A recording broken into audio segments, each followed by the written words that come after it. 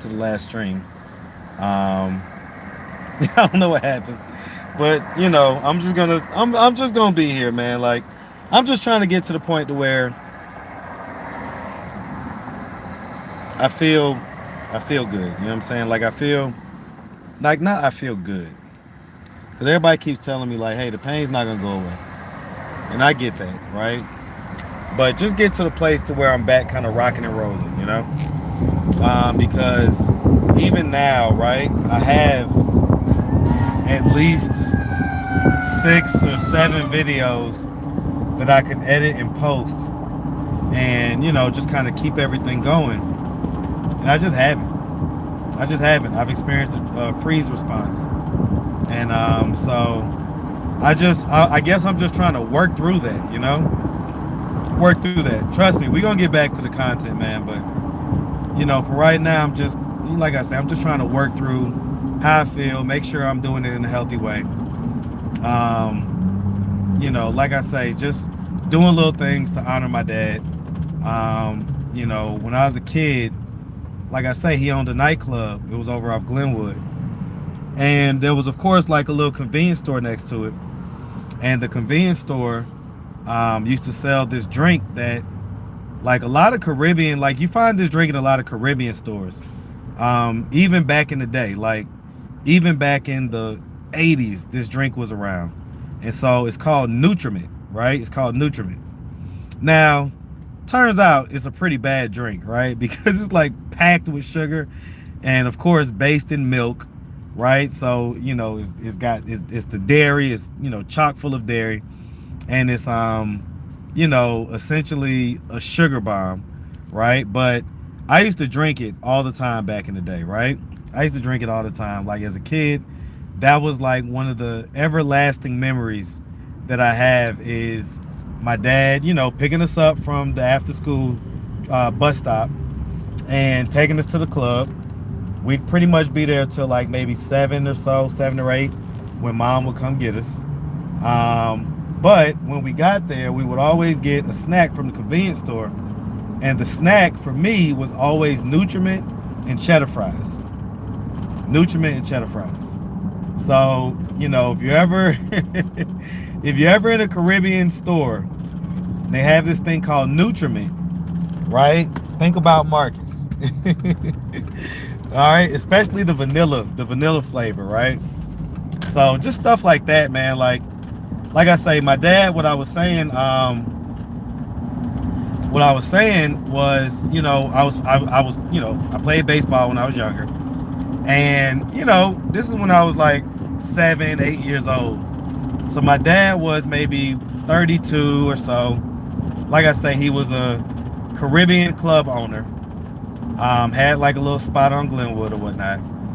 And, out here I was playing baseball with all these country boys, basically. And so, their dads, they like knew the sport, they knew the sport, they was into it, everything else. My dad, he was Caribbean. He had a thick accent and everything. So, so I ain't gonna lie. Like, when I was a kid, I used to be a little embarrassed, right? Because when I would come up to bat,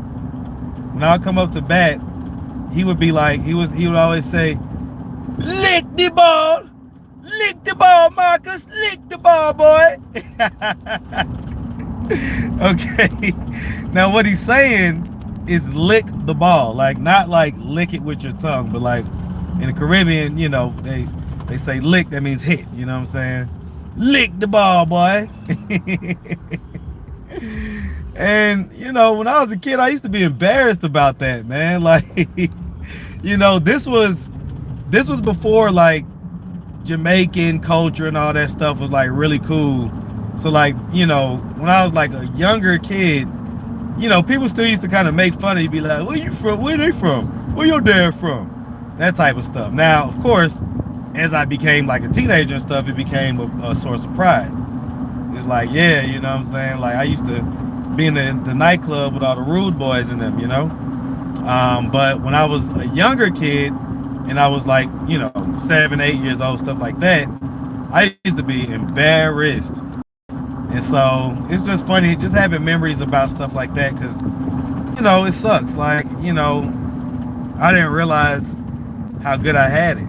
Here I was sitting here being embarrassed, and my dad was just awesome, completely awesome, and a really good dad. You know what I'm saying? And you know, like for the kids that did have their dad there, they was coaches and stuff. But what I didn't realize is that half the kids that was on the team didn't have their dad there at all. It was just their mom. So you know, those memories like that kind of choke me up sometimes when I think about how I used to be embarrassed about stuff like that.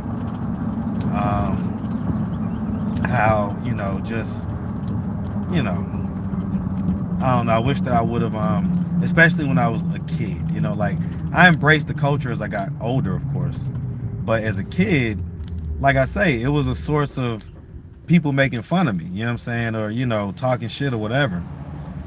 So like we used to be in the club like every day. Like that was our after school. Okay, so we had after school we would get on the bus and we went to school in areas that wasn't close to our house, so the bus would take like it'd be like a 45-50 minute ride once they dropped everybody off, you know what I'm saying, to wherever we was headed to. And so we would get to the bus stop that was closer to our house, and then dad would come and pick us up, and he would pick us up and basically take us to the club.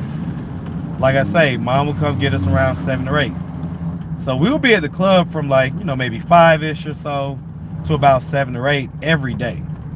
And it was me and my brother. We would we had all type of like games that we created, like all type of stuff. Like we were so creative. We would just use all type of stuff and just make games. Of course he had a pool table. So when I was like maybe 10 years old, man, I was a little mini pool shark. I ain't gonna lie to y'all. I was pretty damn good. Like I've of course lost a lot of those skills since then.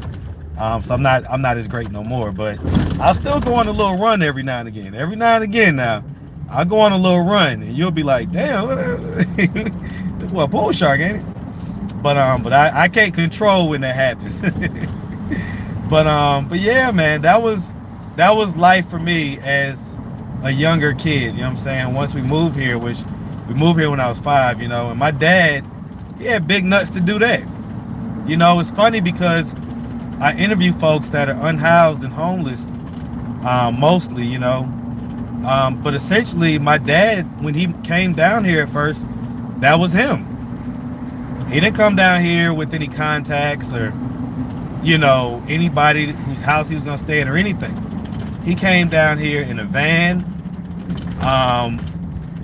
and essentially hunkered down, bought lawn equipment, right? So he bought some lawn equipment so that he could make some money while he was figuring out some things.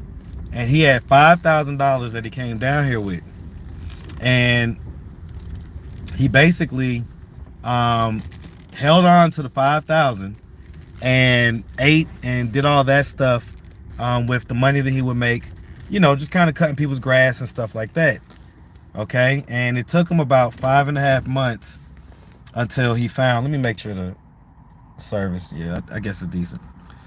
Took about 5.5 months for him to get situated. So he was in his van for about 5.5 months. Just thugging that shit out, cutting people's grass, lawn, stuff like that. Businesses, he would go, get like businesses that he would cut their grass and stuff like that. And so, yeah, like, he was a resourceful guy, man. And he took the $5,000 that he had and he bought the house that I just left from. So the house that I just left from, he bought that house with $5,000 down, of course. I think the house at the time was like 50 something thousand. So it was, it was a 3-bedroom, 1 bath. And he of course expanded on it, built other rooms, built other bathrooms and stuff like that. But yeah, that was him, man. That was him. That's the type of guy that he is. And or was, Was, I got to get used to saying that, he was. Um, and so even just like the way that he, just, used to just play with us and stuff like that, like all that stuff transfers to how I deal with my kids and everything else. And, you know, I don't know, man. I, I just, I don't know. I just wish that he could have been around a little bit longer. I don't know why he had to go so early, why he had to start deteriorating so young. But some of it is, him just not taking care of his health the way that he needed to. And so that's another thing that I have learned from his journey is to try to make sure that, do everything I can to take care of, my body, the things I eat, the things I drink, that type of stuff. So, all right. Anyway, let's see what y'all talking about in the chat. Let me holler at y'all real quick. Let's see. And the kids knew that your parents were there because of something you did in class. Everyone is like, oh, when they see their parents. Yep. Where's Ileana? April, this is not the time for that, sweetheart. Read the room. Okay. Sounds like great dad. Yeah, he definitely was. Did your father serve Jesus, Marcus? When all is said and done, that's most important. Yeah, he was a Christian. Absolutely. Absolutely. Thank you, Queen Spirit. Queen Spirit, we didn't talk yesterday, but we're still getting up today. I don't care what you say. So I guess it's gonna be a nighttime thing. So I'll call you sometime after this live or whatever. All right, but yeah, it's mandatory. Mandatory. The boss says it. You got to link up. Team meeting. Mandatory team meeting. Okay, so whatever you got to do to get ready and everything else, get ready. We ain't got to be on camera or nothing. I ain't got to go live, but it would be nice to go ahead and make that link up happen. All right. What else y'all talking about? Yeah. So all right. So anyway, again, not really trying to do too much. Just tapping in with y'all. I do want to say, in case a couple people are watching, right? Because I don't always have time to reach out to people and stuff like that. Especially just like I say, right now, the way my emotions are sometimes, I'm just flat. I'm just sitting there or just whatever. You know what I'm saying? But while I'm not flat, right? Let me go ahead and give a couple of messages out, right? So for one, for everybody that has reached out and called, and if I haven't responded, if you do get to see this live, just know that just charge it to my head, not my heart. I'm just not in a position to just field all phone calls and all messages right now. So I appreciate the condolences, of course. I thank you to infinity for that. But it's just, right now it's just, I don't want to be just inundated with it. You know what I'm saying? So definitely appreciate all the support. Okay. I see, one of the things I have been seeing is all the stuff that's been going on YouTube or whatever, right? I want to say this. I really do appreciate God's timing when it comes to things. The link up that I had with Chase was 100% organic, and I can't thank her enough and tell her how much I appreciate just everything just kind of coming together at the time that it did. When I look back on it, I really, really did need that. That was just kind of the perfect thing to do that day. And I just want to tell her I really do appreciate that. And for anybody that, is trying to insinuate that it's anything else, it's not. So big salute to Chase for that. Um, and I appreciate everybody who has, given me their condolences on their community walls and things like that. I receive it. I appreciate it for sure. No hard feelings or anything like that. Okay. Um,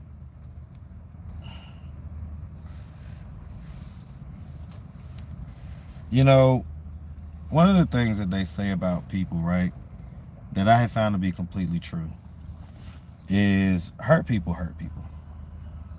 Hurt people hurt people. Okay. Um, I don't try to be in the business of hurting anybody. That's not what I'm trying to do at all, ever. Okay. And so when people say things that can be hurtful, things like that, right? It is a telltale sign that they have some stuff going on, some dark stuff going on. Anybody that can casually disrespect the dead, especially when it's still very fresh and raw. Honestly, and this is me just being 100% honest, it does not upset me at all. It does the opposite. It really makes me just wonder, like, man, what dark stuff do you have going on? Like, see, here's the thing, right? And this isn't me like, don't take this in any type of braggadocious way or nothing like that. Okay? But I love my life. Love my life. I am such a blessed individual. Like, for real. Like, especially at this point in my life. Like, I've always loved my life. But if I would have known that my life was going to become this, I would have just been, like, just waiting patiently the whole time. Because my life is just lit. It's an adventure every day.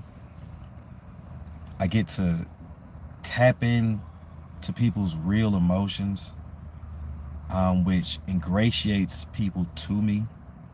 So a lot of people show me love. People that I don't even know, strangers. Even today in the gym, one of the new guys that, because I just got back to the gym 2 weeks ago. One of the guys that, I hadn't met before or whatever, that was now working out at the same time that I do. And I've seen him for a few days now. We just haven't really spoken and said nothing to each other. And he came up to me today and he was like, hey, man, I didn't know when the right time to say anything was, man, but I love your content. And I was just shocked as shit because, in the gym, I'm just still Marcus. Like, I'm not like some of the people that work out with KD, like everybody that works out with KD kind of thinks they're like, or they are Instagram popping, right? So, like especially the ladies, they all have like their cameras, they all have their look, they all have, what I'm saying? So like, like if they're not tapped into YouTube or, the content, I'm just regular Marcus, nobody, right? So it kind of shocked me for him to be like, for him to say that or whatever, right? And so I say all that to say that, I just live an extremely blessed life. My oldest, Mookie Bear, she made the soccer team, right? So that just happened on Tuesday. That just happened on Tuesday. So my baby made the soccer team. And that's a big deal because, she's been playing soccer since she was little. She just started playing club soccer a year ago. And so this is the first time. Well, no. I'm not going to say that. Never mind. Because she played soccer for a school last year. So never mind. She played on the soccer team last year. She's playing again this year. So So shout out to my Mookie Bear, man. She is the ish. Okay, but I guess what I was gonna say was this team was like a real hard team to make. The school that she goes to now, they're the perennial region champs. They're region champs every year. They dominate the region. So they're like really good. They're a really good program. So it was like I think like 70 something girls going out for the team, and it was only like 21 spots or something like that, 20 something spots. So she did her thing. All right, she did her thing. So the point that I'm making is that I just live a really blessed life. You know what I'm saying? I'm humble about it. I'm not someone that tries to throw anything in anybody's face or anything like that, because I know how easily and how quickly things can be taken from you. You know what I'm saying? So I'm not one to tempt fate, right? Like I'm not one to try God and be like, yeah, I'm gonna do what I want to do and be how I want to be, and you still gonna bless me. Like, it's not how it works, right? So, and I understand that. So I'm not ever one to try to make anyone feel like, like bad because of anything. You know what I'm saying? So, to anyone that has done something as egregious as that, I just want to make something abundantly clear. For one thing, for the most part, I answer most phone calls where I don't know the number, because I just have a lot of people that have my number that, they may be calling from different numbers. Like a lot of the folks that I interview and stuff like that, right? They may have one number today, and then 2 weeks later, they got a different number. So I tend to answer phone calls where I don't have it saved. Okay. And I also tend to be a person that, doesn't just like,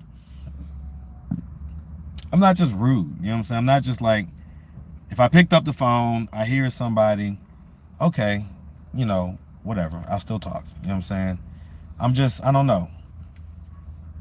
Maybe I don't know if that's a flaw or whatever. I don't know. But I can assure you that I'm gonna still answer phone calls from numbers that I don't know. But anyone who has said anything disparaging about my dad, I can assure you that no matter what phone number you call me from, there will never be, like, the line stops there. There's no conversation. There's no anything like that. So I just want to make that abundantly clear for anybody that was wondering, or anybody that has said that stuff. Okay. And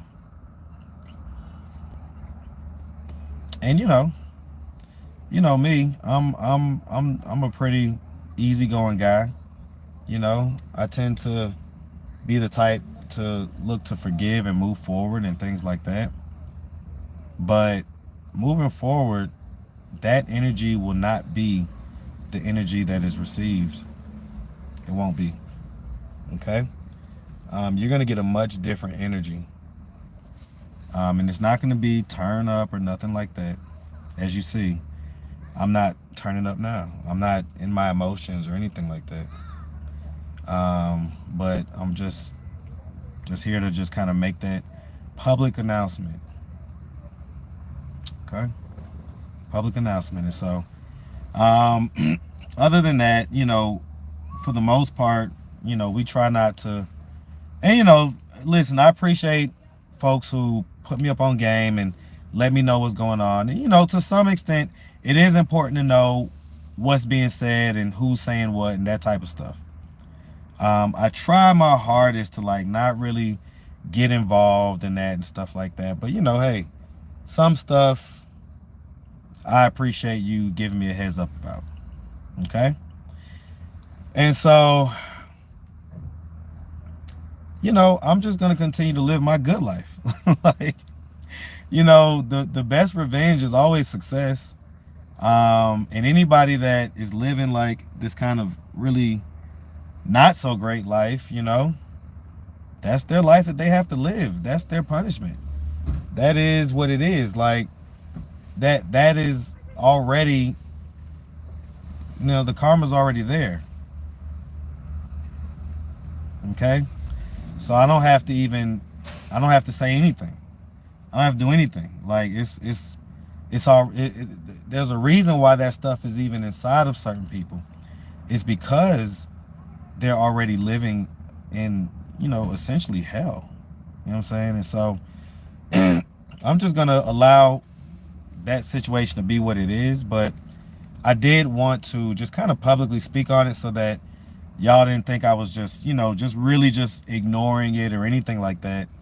Um, you know, I got wind of whatever, and I saw that it was completely disgusting, and that's, you know, that's overstood.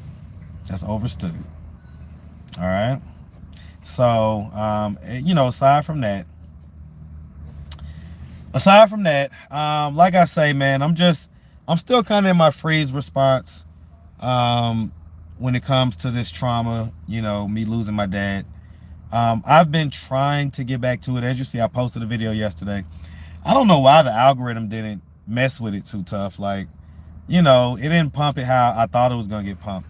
I thought it was a pretty good interview, which is why I was excited to post it and everything else. But I'll start beating the algorithm up again by just making sure I post at least 2, 3, 4 videos a day until we get back to the, you know, 10,000 view floor that we normally are at. And you know, like I say, I'm gonna really kind of be in my zone, especially coming up here going into the spring. Okay. Because, you know, I feel great. Like, aside from me dealing with this, you know, the loss of my dad, I'm back in the gym. I'm eating properly, right? So, and y'all gonna be seeing these commercials from my boy too. His name is Chef Said. His name is Chef Said, and so he's actually in the gym. Yeah, no, the algorithm has been pushing my older videos. So let me give y'all a little bit of game on how YouTube works sometimes, right? So, because another thing, you know, people been wondering, like, oh, you haven't been posting as much and this, that, and the third. I don't know what it is, but I don't know if it's God, YouTube, whoever, I don't know. Somebody loves me somewhere, okay? Because even when I don't post as often or don't post as much content, like new content, my older videos then start to spin. And so essentially my income kind of just stays steady, right? So if I was to show y'all my YouTube studio right now, you'd be like, damn, like you've posted a lot less over the course of the last 2 weeks, but your income has pretty much remained steady. It's a blessing, man. I ain't gonna lie, it's a blessing because I can go through things like this and not feel the pressure that some content creators feel to have to like post every day. You know what I'm saying? Because my videos are evergreen videos. So that means that if you watch them now or if you watch them 3 years from now, they're going to have the same impact for the most part because it's not based on a time period or anything else. Okay? And so, yeah. So yeah, I've been noticing that you know, my older videos have been spinning a lot more. And so, hey, I'm happy about that. Whatever, wherever the views come from, they come from. Okay. I still need to get that lady in Texas to get my Facebook going. I still haven't done that. So I'm just behind on certain things, man. Like, I got this new channel that I'm set to create this year that I think is going to be a banger. And I'm going to, of course, revive Atlanta Street Dating. But all those things are going to require top levels of energy. So that's why I am back in the gym, back eating properly, right? So that is a big deal. And one of the biggest things I'm back doing that I haven't done in years, basically, you know, I haven't really been doing it since I started my YouTube channel. And even a couple years before that was juicing. So I'm back just juicing everything now. So I don't buy any juice from the store. I don't, you know, like, I don't do any of that. I'm literally, so y'all see where I'm at right now? Let me see if y'all can see this. Okay. All right. I don't know if y'all can see that, but I'm at the farmer's market right now. Okay. I'm at the farmer's market right now. And so I'm about to get a whole bunch of fruit, some seeded watermelons, seeded grapes, right? We ain't doing that seedless stuff. We not doing that. I need the original. I want the stuff with the seeds in it, okay?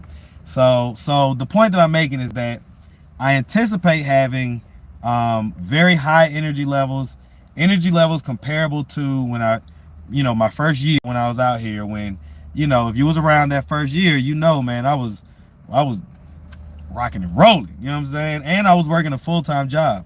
So I was running the channel full-time, putting up content full-time, and doing a whole full-time job and meeting my quota at that job every month. Okay, so I had a lot of energy, still working out, everything. Okay,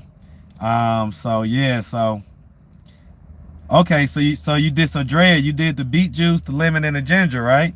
Yeah. See, throw a couple of Granny Smith apples, or throw a Granny Smith apple in there too, right? So, beet juice, apple juice, well, Granny Smith specifically, right? Fresh lemon. Half a lemon is maybe too much for me. I normally just like a quarter. And then, of course, a nice, little chunk of ginger.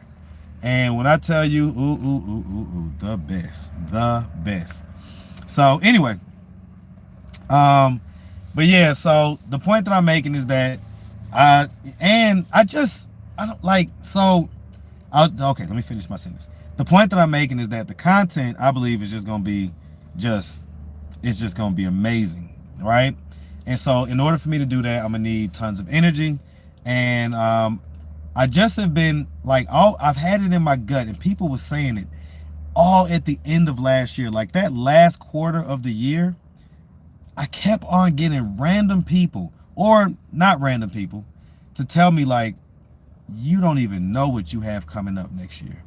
You don't even know the blessings or the levels that you're going to be getting to. You don't have a clue. And so, I received that. And so I'm just, I'm patiently just kind of curious, you know what I'm saying? And going to see hey, what's going to happen? You know what I'm saying? What is it? And again, it may be these channels. It may be something completely different that I don't have a clue about. I don't know. So yeah, man, that's pretty much what's going on. You always thought beets would be nasty. So they are. If you just juice the beets, that's not good. It looks good because it's this dark purple color, but I ain't gonna lie, it's disgusting if you just drink it just the beet juice. Okay, then you gotta cut it. So you gotta cut it. So you cut it with, like I say, for me, my recipe, and it's the same recipe that Arden's Garden uses, right? But I think that when I make it my homemade way, it's even better. But yeah, I usually get 2 beetroots, right? So I'll cut up 2 beet, the root part, you know what I'm saying? 2 beets, boom, boom, boom, cut them up. And then, you know what I'm saying, get 1 green apple, 1 Granny Smith green apple, a large one, and a lemon. Sometimes I do half a lemon. If it's a small lemon, I'll do half a lemon. If it's a larger lemon, I'll probably just do a quarter of it. And then, like I say, the ginger. And yes, as Drea just said, the lemon is what makes the difference. So if you just do the apple juice, the beet, and the ginger, but the lemon, and that's with any juice, right? So here's a secret hack to juicing, is a lemon will make almost anything taste sweet, not sour. A lemon will make almost anything. Yes, I know it doesn't make sense to you, but a lemon makes almost anything taste sweet. It does, I promise you. Okay, so at that point, you can start juicing all kind of stuff. You can juice spinach and this and that and the third, and you know what I'm saying. You throw that lemon in there, and it's gonna be on point. Okay, and of course, as someone said, throw the turmeric in there as well. All right, what y'all talking about in these chats? All right, so it makes it pop. It sure do, Golden. Sorry I'm late, but what's the status with those 2 people who remain nameless for now? So we don't have to we don't have to not say, if you're talking about Ileana and Tone, we don't have to not say their name. So, just to let y'all know, I know a lot of the chats that people have, they don't like people saying people's names. I don't like confusion. So for me, say the name, okay? Say the name. No, I haven't heard from Ileana and Tone. And to be quite frank, just to be 100% honest with y'all, I don't care to right now. I don't care to right now, okay? With me managing my emotions the way that I've been having to, having to deal with them is a task. Okay? Having to deal with them is a task. You got to have your patience hat on, okay? And, especially the way that Tone was starting to talk and stuff like that, I was going to have to yoke him up. I was going to have to yoke him up. Tones is 125 pounds soaking wet. Okay? I'm 175, and I'm looking to add a couple pounds right now. Okay?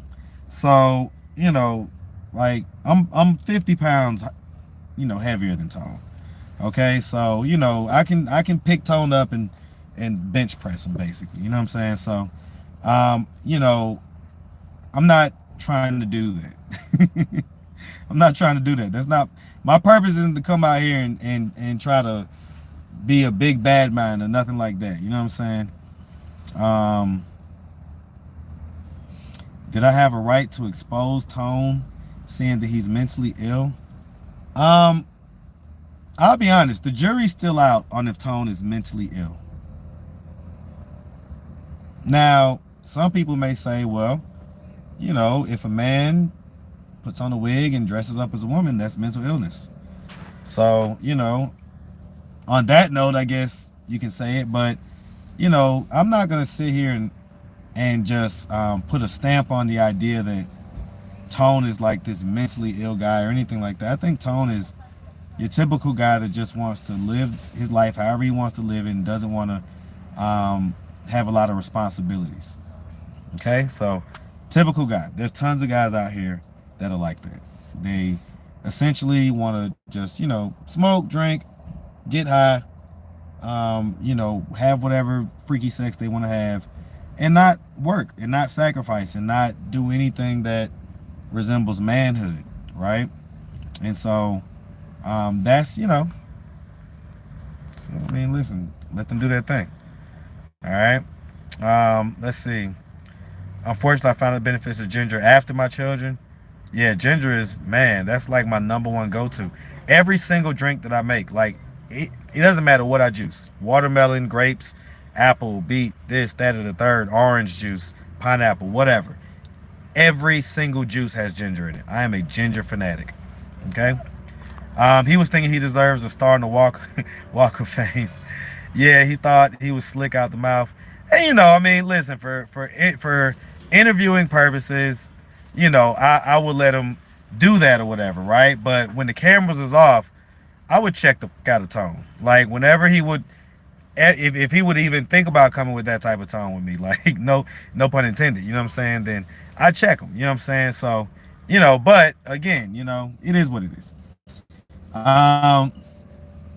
Keeping away to protect your energy right now so you can still allow peace to be still.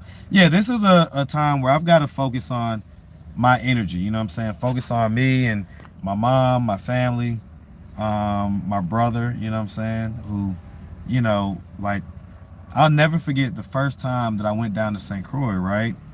I was in college. I was 19. And I went down there and I saw this younger picture of my dad. And I thought that they had a picture of Malcolm, my brother. I was like, how'd y'all get a picture of Malcolm? Yeah, it was like, I looked and I was like, that's Dad. I was like, whoa.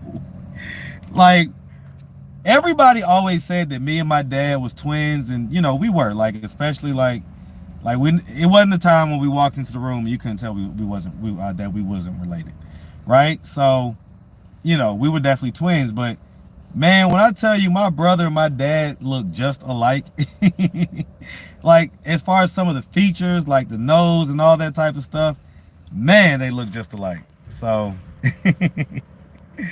That was funny. You don't need them, they needed you, right? He's just a liar. Right. It's like I just said, guys, right? So, you know, listen, I love to have a good bump in views, right? Like no content creator is gonna say they don't like to get a bump in views, but um, YouTube loves me regardless. Like I'm barely posting right now, and my numbers are still flat. They're still the same. Like I'm still getting the same, 2 million-ish or so views. You know what I'm saying over the course of the last 28 days. And so, you know, YouTube is gonna take. I don't know. Somewhere, somebody somewhere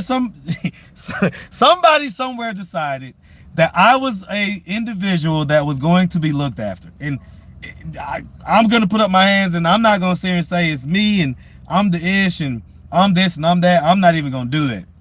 I don't know who, what, when, where. I will say that God loves me. Okay, I try to live a life that where I know that He's watching, right? Um, but besides that, I don't know. I can't explain it. I can't explain it. All right. Let's see. Righteous liar. He can handle Nia. I feel you on that. Plus, Tone, I want you to show Ileana the receipts. Try to manipulate her as long as he can. That's. If I'm being honest, that's what I think is a lot of it, right? Tone doesn't. I think he is trying to hide all that stuff from her. I don't think that she's seen most of those interviews. I would bet that she hasn't seen most of them. So, someone says Tone is not mentally ill; he's an opportunist. Basically, be cautious though, Marcus. Sometimes crackheads have triple strength. Allegedly, no. Trust me, I know, I know that they can have that strength, but weight is like you. Some things you can't get around. All right, if I'm 50 pounds heavier than you, I can just kind of just exert my force, and like it's over with. It's not much you can do. You know what I'm saying? All right, because I'm deceptively strong too. You know what I'm saying? Like I don't, I'm stronger than what I look. Right? Grand afternoon says living life in Florida. Okay, you talking to that? Rochelle, facts that it. Do you feel the ginger first? Do you peel the ginger? Oh no, no, no, no, no, no, no, no. You don't peel no ginger. You drop that thing in there. Drop that thing in there. How's mom doing? So you missed the live before this. It got cut off, but I had just left mom's house. She's doing fine. We're all going through our times, man. I ain't gonna lie, man. Like there's times where I just go into tears. Like I said earlier on the live, at my workout today, I lost it. I lost it, man. I just started bawling. And I had to just kind of go off to the side real quick. And, KD's aware, of course, that my dad is dead or whatever. So, me and KD been rocking since 2019. So he knows how to kind of, he knows me. He knows how to deal with me, basically. So, it was cool. It was all good, Nobody really saw it for the most part because I was kind of down on the other end of the gym. But he saw it. He saw it.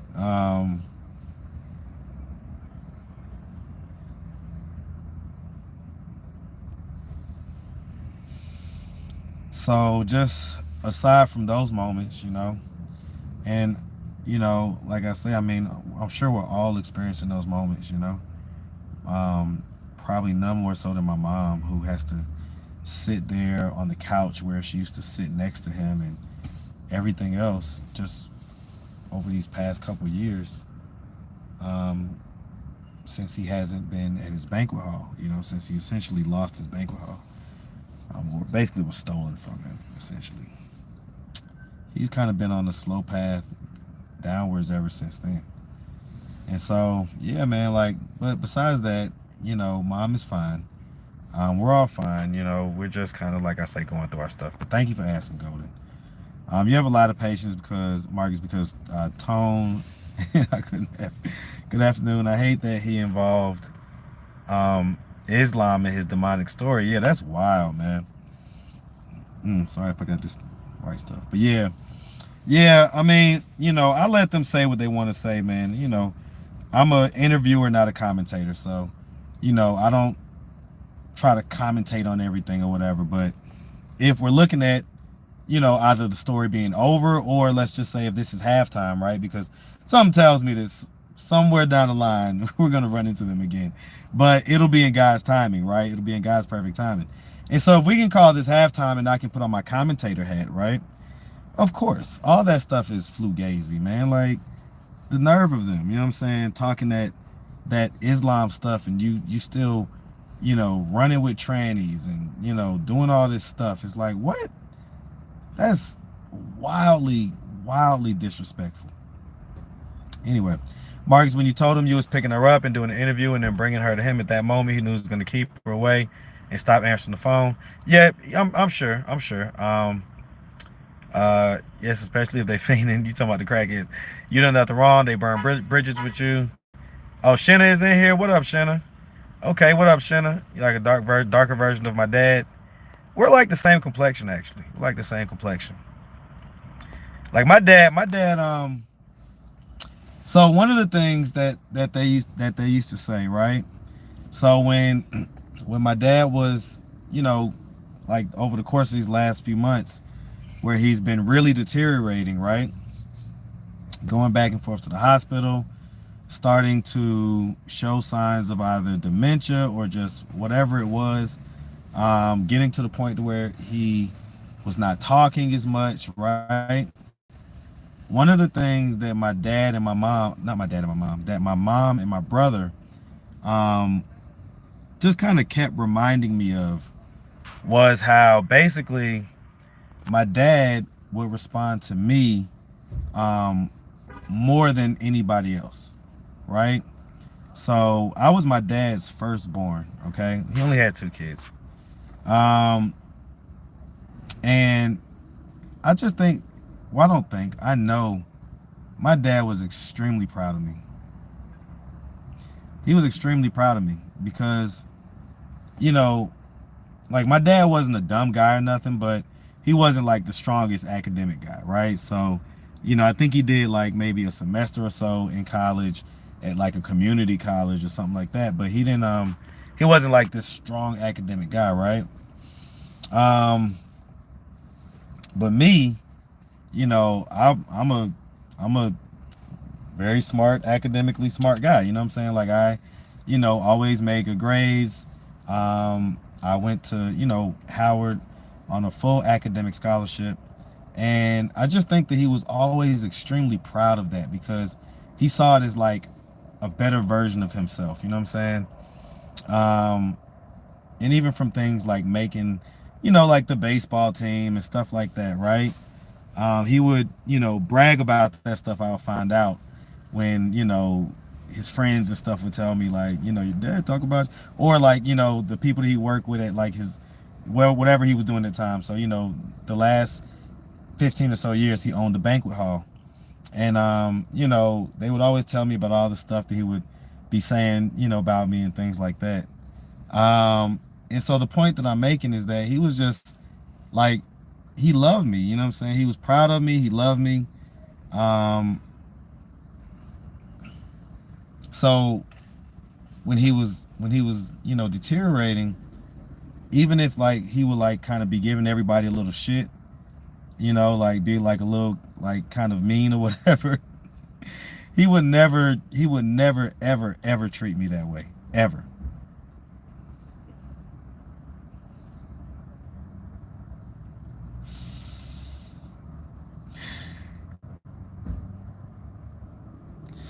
He was just so proud of me, man. Like even just from being like a younger man, like when I was in my early 20s and I got that job at the airport and I was like making six figures.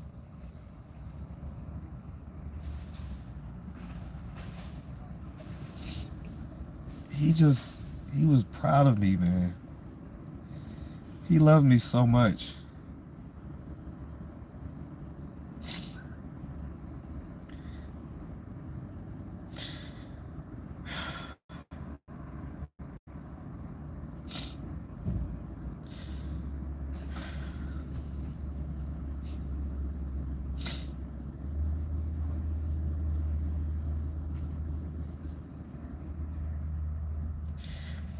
So that's why I just gotta like, I gotta just, you know, get through this stuff, and really elevate, man, because I owe it to his legacy to become everything that he thought I could be and more. That when they say Ferris, and they say that last name, that it holds some type of weight. And they know that it was a real man that ushered my earthly body into this world and took care of me and raised me to be this man that you're looking at today. My dad was a builder. He wasn't someone that tore things down. He was a builder. He was a person that would make something happen out of nothing. Every single business that he owned, he did it from the ground up. There was never an investor. There was never anything. Well, the first club that he owned, like I said, when my dad first came down here to Atlanta, I had, I had just turned 5 years old. And he came down here in a van by himself and essentially was down here for about 5 months before he was able to purchase a home and then come back up and get us. And so he had did that. But a year later, he basically bought his first nightclub. And what happened was that, see, my dad taught me this, right? This is one of the lessons that I learned from my dad. So if you need to pick up a gem, pick it up. I'm about to drop it, okay? So what my dad taught me essentially was that people will invest in something that you've already got going, but people are going to be much less likely to invest in an idea that you have. People will invest in something that's already happening rather than investing in an idea that you have. So what am I talking about? So my dad, after, he had got us squared away, we're down here, we're in our home, everything else, he was still just kind of doing odd jobs to put money in his pocket, right? So when he came down here, for the 5 months he was down here, he came down here with $5,000 in his pocket and didn't spend any of that $5,000. He basically had purchased some lawn equipment and went around to different businesses and, would basically get them to contract him to cut their grass every week or whatever, right?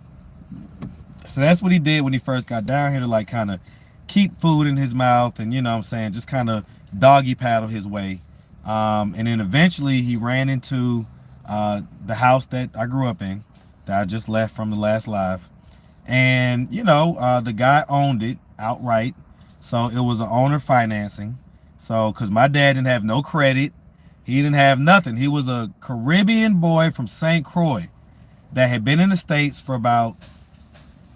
at this point, about a decade. So he came up to the States at like 19, moved to New York, I think when he was 20, and moved to Georgia when he was 30. Okay? So essentially what happened was he basically purchased the nightclub. Okay? He purchased the nightclub, and he didn't have enough money to like get it going though. So he made the deal with the guy who owned the property, and like had enough to like start like building a stage and stuff like that. But that was it. So who did he have to call? Well, he called his mom. Did he call his mom and say, "Hey mom, I'm thinking about opening up this nightclub. I just need a little bit of money because it's going to cost this much"? No, he didn't. He called his mom. He said, "Mom, I purchased a nightclub. I've got this and this built, but I need to finish this and this, and it's going to cost $5,000. And my grandma basically, my grandparents wasn't well-to-do or nothing like that. My grandmom essentially worked at a laundromat in St. Croix. And with a lot of the coins and things that would be left in people's clothes and stuff like that, she built up a little savings. So she had saved up this money that she loaned to my dad. Now, it wasn't everything that was in her savings, but it was a good chunk of it. And so she essentially loaned $5,000 to my dad, and he was able to open up the nightclub and get it going. And you know, eventually paid her back, right? And so, yeah, that's kind of one of the lessons that I learned early from my dad was, you know, get it going. Get it going. And then people will tap in. People will be willing to invest. People will be willing to want to help you out and everything else. But don't be one of those people that just talks about it and just is always just, you know, oh, I'm about to do this, I'm about to do that. Nah, we ain't doing that. You know what I'm saying? Like, get it going. And then once you got it going, people be like, oh, I see you got something going. You know, if you do this, if you do that, you know, that type of stuff, right? So that's a lesson I learned from my dad, amongst many. I learned many lessons from him. I learned many lessons from him, okay? But yeah, that's one of the biggest ones I learned is to just get it going, man. Like, so many people are gonna have ideas, and some of them might be 10 times better than the idea you had. Or they may have executed it, may have been able to execute it 10 times better, but we'll never know because they never got it started. They say the best inventions and the best ideas in humanity are all in the grave sites. They died with people. Okay, so you know, anyway. Yeah, man, that, you know, on certain levels, I have not measured up to my dad. I've not measured up to my dad. Like, you know, I didn't marry the mother of my kids. You know, I was fortunate enough to grow up in a traditional 2-parent, marry before you carry household.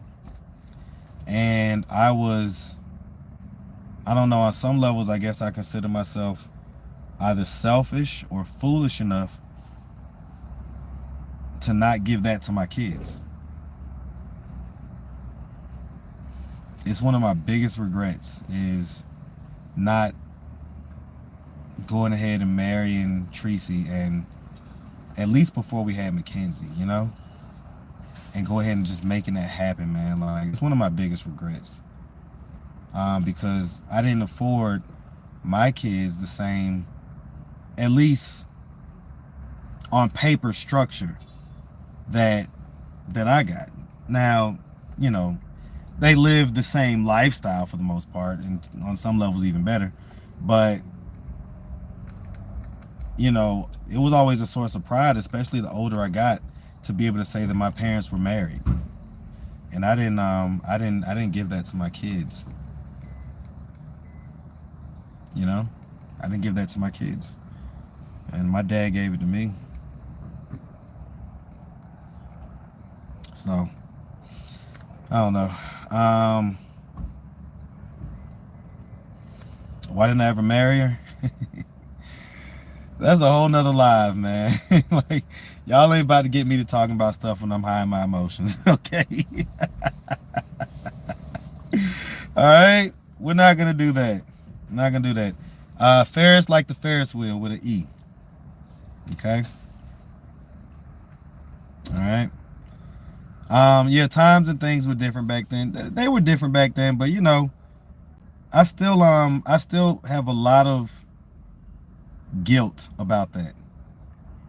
I still had a lot of guilt about that. Nah, Golden, it's really not simple. Like, when I diagnose me and Tracy's situation, it's not simple. It's extremely complex. It's extremely complex. Okay? It's extremely complex. I feel like I'm a foundational Black American. I'm half. Listen, I'm half Caribbean, half FBA. All right? I'm half Caribbean, half FBA. So you can't get me on either one side. Don't try to FBA me to death, and don't try to, you know, act like, you know, like FBAs ain't shit. You know what I'm saying? Like, I'm both. Okay? So, you know, But yeah, like, yeah, now the situation with my kids is way complex. Like, it's more complex than multiple therapists could, work out. Right? So, the long and short of it though is that although we have a particular love for each other, we're not good in a relationship. We're just not. Okay? We're just not. And so, at a certain age, in a certain place in life, at a certain maturity level, you just got to be able to recognize that. And if it's not working, you have to base what you're going to do based off of the results. Based off the results. Okay? And the results were what they were. Um, you know, they were what they were, man. They were what they were. So anyway, nah, not even outgrew each other, Golden. That's what I'm saying. It's not. Trust me, it wouldn't fit into one live. It wouldn't fit into one comment. Like it's a whole thing. Like diagnosing why we don't make a good relationship is a whole thing. Okay, it's a whole thing. And so it's a lot of layered reasons. It's not just one thing or another. There's plenty things that we liked about each other, and which is the reason why we stayed with each other for as long as we did. But there were things that were just like oil and water, and we were not able to get those things worked out. So, okay. All right. So, and no, that's not to say that she's bad in any type of way. She's not bad. She's wonderful. Me and the mother of my kids, like Queen Spirit said, we work together. Great. We both understand the concept of sacrifice for the kids. We're both, just gung ho about our kids. You know what I'm saying? And so, on that note, we're great. We're good. Now, does that mean that there's not abrasion sometimes when it comes to that? Yeah, sometimes. Sometimes, especially with everything I have going on, as far as work and stuff like that. But we make it happen. All right, we make it happen. Like, I get my ass up. I get my black ass up every morning. Every morning, I get my ass up, and I'm at their house at a certain time in the morning, and I drop off my little one first. I drop off the oldest because she goes to school close to me, and I go about the rest of my day. All right, and especially with her making the soccer team this year, I'm sure that there's going to be a lot of afternoon, this and that, soccer, this and that, this game, that game, blah, blah, blah, all this different stuff. So we both do that. We both do that, right? And so we do that well, right? Yeah, I love the relationship I have with my kids. I want to put it on camera more, and not just to get views and put it on camera. More so to kind of like demonstrate what a healthy daddy-daughter relationship looks like. I believe that we could use a lot more of that instead of just it being done like in secret. It being done, in private where no one else can really benefit from it. You know what I'm saying? I feel like seeing our good times, seeing our bad times, and everything in between will be a benefit to just people that don't have that. People that don't have, if you're a woman that has kids and, the dad ain't around, or if you're a person that grew up without their dad, or if you're just, a person and, there's a million different scenarios, but I think that a lot of people would benefit from just, kind of seeing just like or a healthy, organic, beautiful daddy-daughter relationship looks like, because it's not all just cupcakes and lollipops. All right, I be having to get on them. These are teenagers we're talking about. Okay? Okay, so these are teenagers we're talking about.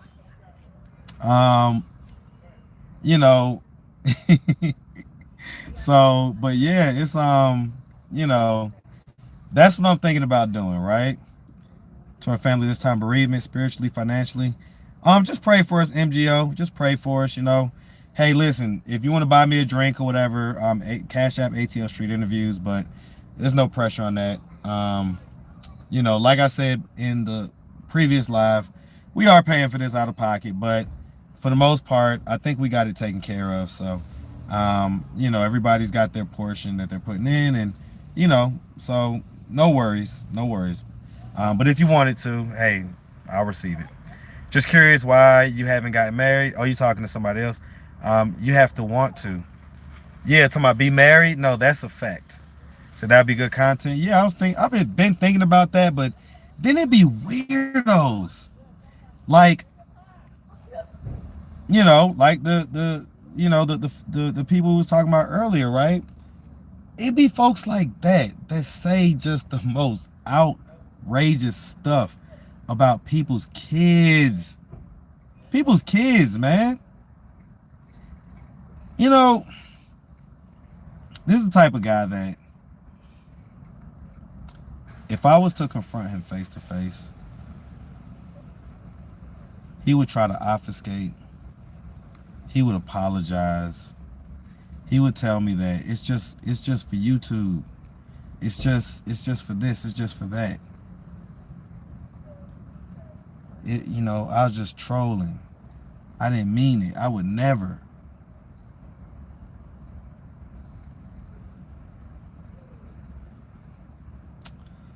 That's the type of stuff that gives me pause to putting my kids on camera, right? Because again, if they're on there,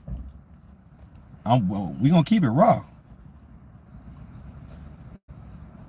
Like we're gonna keep it raw. So, my kids, they're gonna be on there. We're gonna be, when they talk shit to daddy or make crack jokes on them and stuff like that, it's gonna be what it is.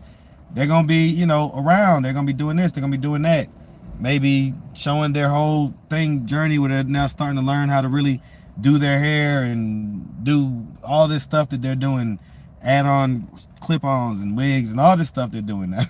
They got me buying like all these wigs and stuff so they could like practice and do all this stuff. I tell them, listen, it's good to know how to do everything, all right? So even though I'm not like the hugest fan of wigs and all like that, it's still good to know how to do it. It's still good to know how to install it properly or, have different looks, right? Especially as a black woman, you want to be able to switch up your look sometimes, and you don't have to have the same look all the time, right? So anyway,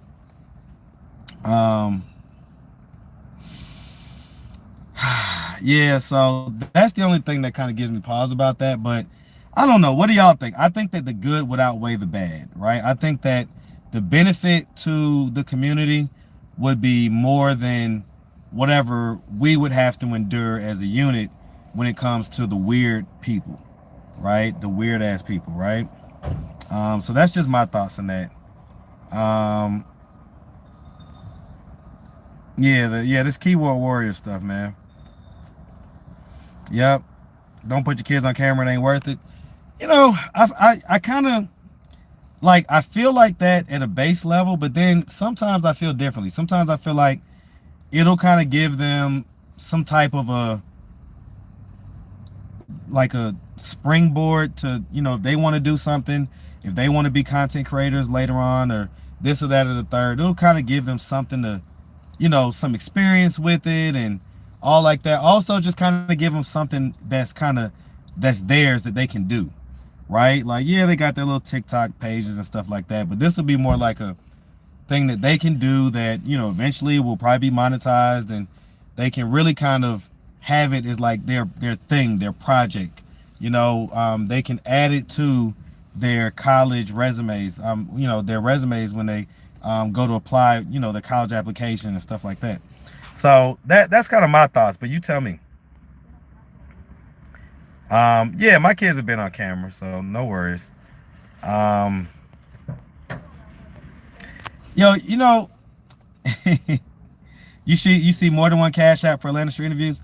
It's the one that has ATL Street Interviews. So Queen Spirit will probably put it in the thing, but it says ATL Street Interviews. So I'm sure that people have probably made ones that look similar or whatever, but I think it's like a pink A, right? So it's like the background is pink and it's just the letter A. Okay. What does their mother think about them being online more?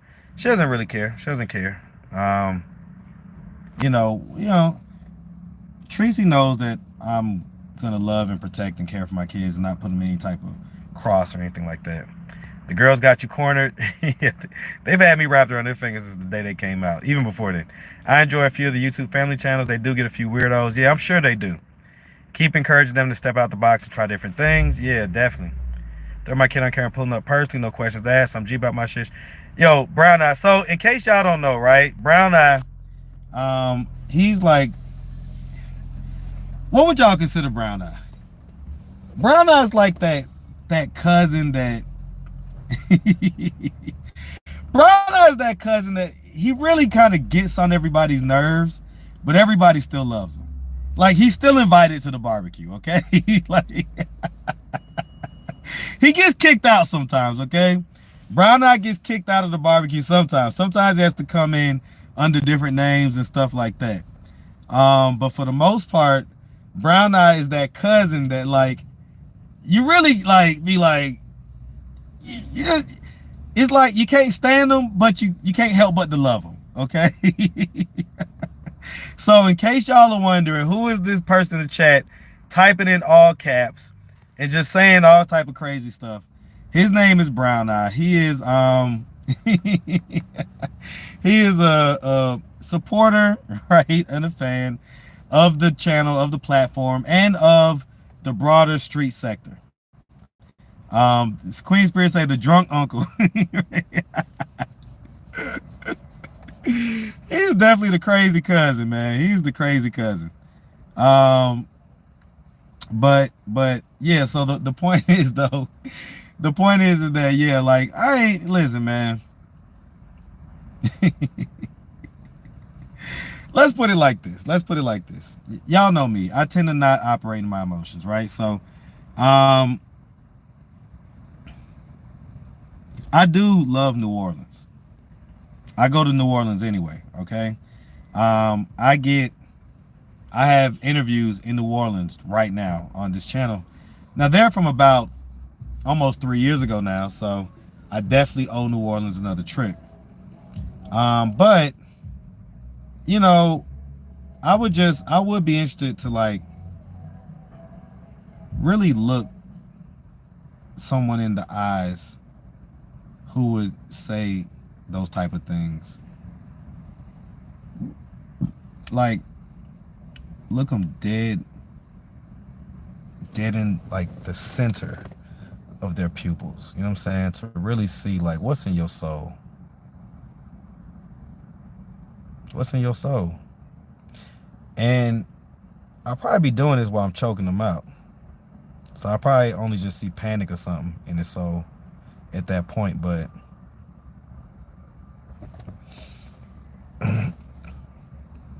you know, one thing about time is time allows for things to unfold. It allows for things to unfold. And the way that I experienced life up to this point in my 41 years, going on 42 in June, in my 41 years of living, I can honestly say that God's timing is immaculate. It's immaculate. And so I've gotten to the point in life where I don't even ask for things to be done when I want them to be done, because I don't know what the bigger plan is or the bigger picture or anything like that. I am extremely grateful for things to be done in God's perfect timing. And we'll just leave it at that. We'll leave it at that. But anyway, all right. I appreciate y'all. Man. I had needed, I don't know. I just, you know, like I say, man, I'm gonna get these videos out. We'll see how the algorithm treats it, all right? Y'all try to share out my next few uploads.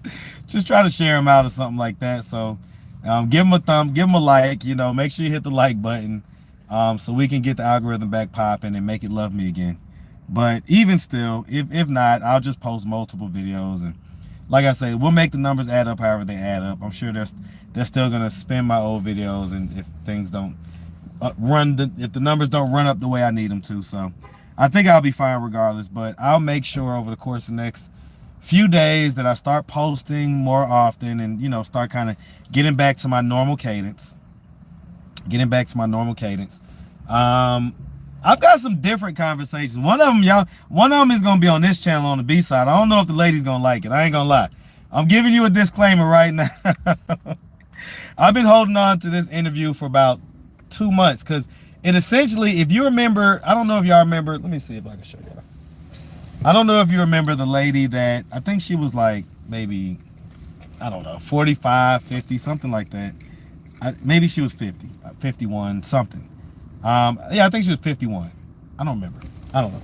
But she essentially, her husband, I guess, they divorced and her husband's dealing with a younger woman. Where's my other phone? Oh, here it goes. And so, it was a cool interview, basic enough. But she, ended up asking for a ride home, right? And she lived right up the street from where we was talking. So I was more than happy to give her a ride home. And on the ride home, she started to, I started to dive into why he divorced her, like why he decided to divorce her. And so that was a whole discussion. Let me see if I can find her real quick for y'all. That was a whole discussion. And, I'll let y'all see that, okay? So this lady right here, I don't know if y'all can see, the one with the beanie hat on, all right? So this lady with the beanie hat, okay? I don't know if y'all can see that. All right? So let me see, I click on it real quick. So this lady right here, okay? So married, 33 years together. Wow. You found him A pretty young thing? a younger girl. Younger version. Does she look like you? Okay, so and so see, someone just said they didn't see that one. So yeah, it's got like 14,000 views. So you may not have seen it. It was about a month and change ago. So like I say, I post a lot of content. So, when I slow down, YouTube's like, all right, well, let's just spread out some of the stuff these already got. But definitely go back and check it out, right? Yeah, the hubby left her. And so that part too, some of the ladies, y'all probably y'all be like, oh boy. And so but the reason why I thought about her is because she actually called me. Like, we didn't exchange numbers or anything like that. She found my number. I don't know how, I guess people find my number off Instagram or whatever. I don't know. But she found my number. She called me last week. This was before my dad died. And was wanting to do like a follow-up or whatever. So, y'all let me know. Like, I'm going to drop the video. I'm going to drop it today. So I'll drop the video where we did in the car, where basically it was a interview about sucking dick. Okay. It was an interview about oral. Okay. And so that was largely what it was about. And you're going to hear her views and you're going to hear mine. And so, I'll make sure that I drop that today on the B side. Okay. So, so we're going to do that. And I got a couple other, like I said, I got about 6 or 7 videos that I really need to interview and drop. I did a follow-up with Chris where he got kind of sad about his biological mom and how they don't have like, a tight relationship or whatever. Okay. He's about what happened when the cam went off. What do you think happened when the cam went off? I'm going to ask you. Okay. Booger butt. What do you think happened when the cam went off?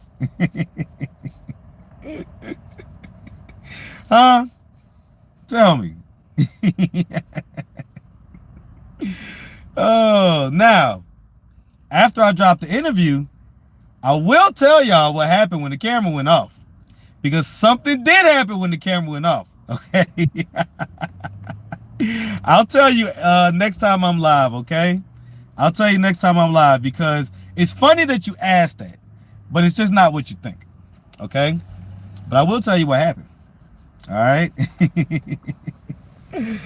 Oh, that number has been passed around. There's no telling how she got it.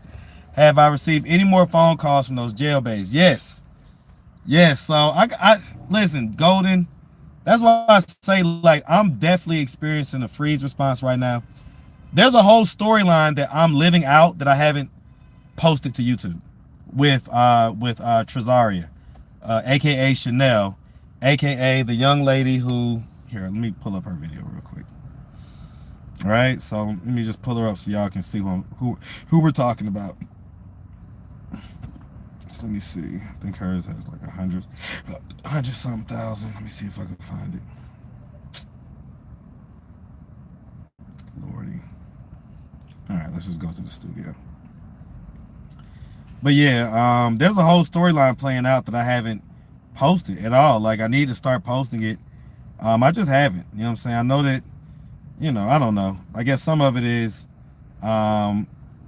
there's a certain lull that you get when you know that, the video isn't gonna pop the way that the other ones pop, right? So the ones like Ileana's and them videos popped, and so this video I'm like, I don't know if I wanna, I don't want people, this video ain't popping like Ileana's was, and so stuff like that, which as a content creator, you shouldn't ever allow anything like that to stop you or, slow you down from posting. But that and just the fact that I was going through all this different stuff. So it's like, I just haven't had the energy to like post it and be able to kind of deal with whatever backlash or shit may come my way. You know what I'm saying? All right. Where is this girl's video at? I know it had 100-some thousand views. Let me see. Where's Chanel's video? What the hell? Huh. Am I missing it? All right, let me take my time. Look at that. Gabby video almost got 100,000. See, so like, see what I was saying? So you see this video right here with Polo's ex? So this one right here, okay, that's Gabby, right?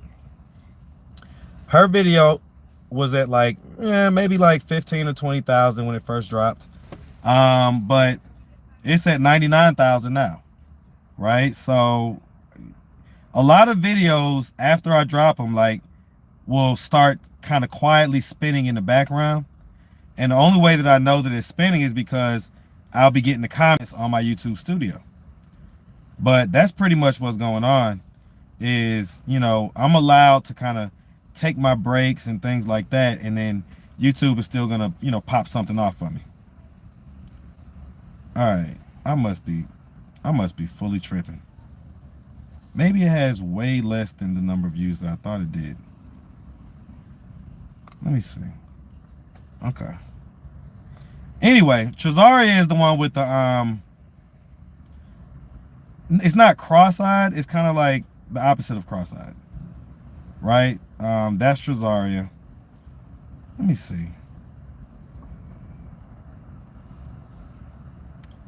Okay, yeah, I am tripping. So okay, so her initial interview only had like 100,000 views or whatever. Okay, but that's Trezaria. So I don't know if y'all remember that. Okay. All right. I don't know if y'all remember that. Go ahead and all right. If you haven't seen that interview, go ahead and watch it. But yeah, it's kind of like I guess cockeyed, right? So anyway, long story short, I've got at least 7 or 8 or 9 phone calls with her. So let me tell y'all what's going on with her real quick, and let me get an idea of how y'all feel about it. Okay, you're correct, Golden. She was with Deja. She was with Deja that time when Deja was punking out Shanika, and Shanika, tucked her tail and backed down like a little puppy. But so let me tell y'all what's going on with Chanel. Okay, so Chanel just turned 20. So she just turned 20, I think maybe like a month or two ago. Or maybe even this month. I think it might have been this past month, well, the past month in January. Okay, so Chanel, so on that same interview that Golden was talking about when we was out there with Deja, she ended up calling her mom. Who the heck is this? Who is this? Somebody calling me from Illinois? Somebody was just calling me. My bad. Um, so Chanel is, basically her mom is up in Illinois. It's funny, somebody just called me from Illinois. Her mom is up in Illinois, and she used to say all the time, like, "Oh yeah, my mom's gonna come get me. It's just gonna be next year." And I'll be thinking like, that doesn't make any sense. If she want to come get you, she come get you now. It turns out that she wasn't lying. Her mom is like on some type of program up there in Illinois, and she literally can't leave.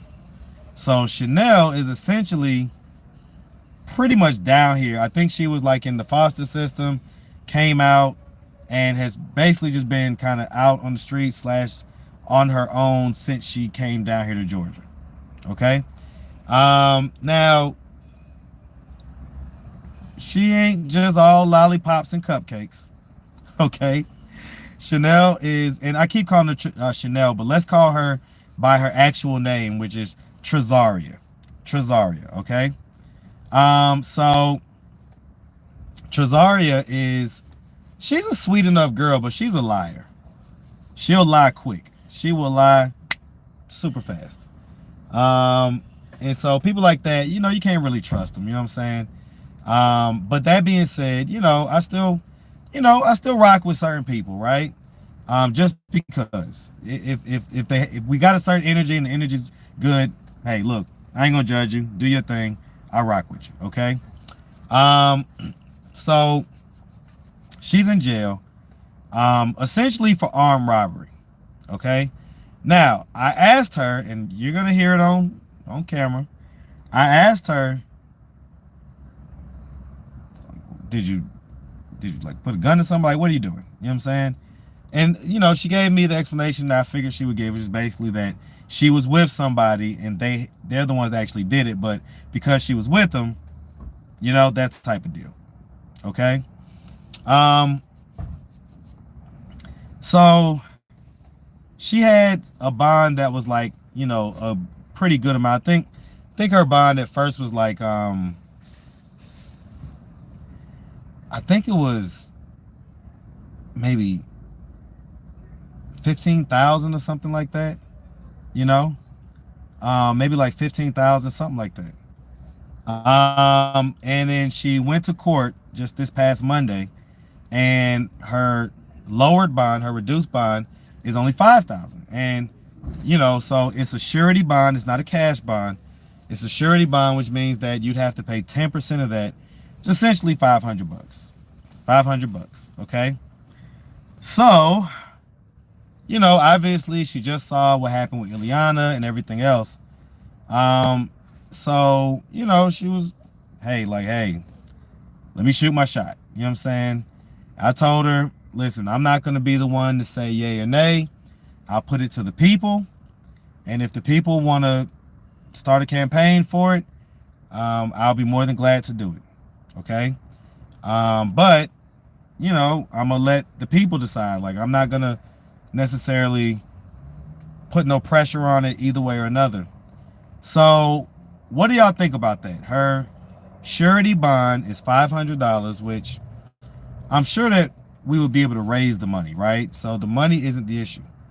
The issue is having someone that will be willing to sign for her the same way that we thought we was going to have to do with Ileana, except we didn't have to do it. Well, in this situation, we would have to do it. Whoever signs would basically be responsible for making sure that, she shows up to court and that type of stuff. Or they would be, looking at, the bond company coming after them type deal. Okay? So, what do y'all think about that situation? If y'all think that we should help Trezaria out, put a T in the comments. And I will post all the phone calls and everything else so y'all can kind of catch up and get up to speed and everything else. Does she have a permanent residence? I do not believe so. Do not believe so. So that's a good point, Golden. That's a good point. So I'm taking advantage of my kind supporters at this point? No, I'm not. You know why? Because people could just say no. People just say no, as they're saying, right? Even vibing and surviving, like, nah, gang. Okay. Okay. Um, seems to me her mom don't give a damn. Nah, her mom didn't come off like she don't give a damn. Like, go back and watch the video. You'll hear it. You know, her mom. You can hear her mom on the video. She basically, is just in a situation and she has to stay up there. So that's all. All right. Okay. So there's a few T's here, right? So I think what I'll do is, because that's the same way that it worked out for Ileana, right? Like, you had all these thousands of people that had their opinions, but only 8 people donated, right? Only 8 people donated. Okay. Um, but I will say this before I do it, because she's probably gonna call me tonight, right? Before I do it, what I'll do is, I'll ask her, like, well, if you do get out, where are you gonna stay? Now, if she has that worked out already, then great. But if not, we'll see what happens. And so, but if she answers that with an answer that makes sense, then I don't see why not. Because again, more than 8 people have put T's in the comments. So if 8 people donate and it adds up to $500, 2 people last time donated $100 a piece. So it doesn't take a lot of people to make like a big impact on people's lives. You know what I'm saying? And so for me, like, for instance, you know what I'm saying, if let's say 8 people donated and they got up to $400, I'd kick in the $100. You know what I'm saying? Just like I did with the other young lady I built out, right? Kicking $100. You just don't know the impact that has on people. I'm telling you, man.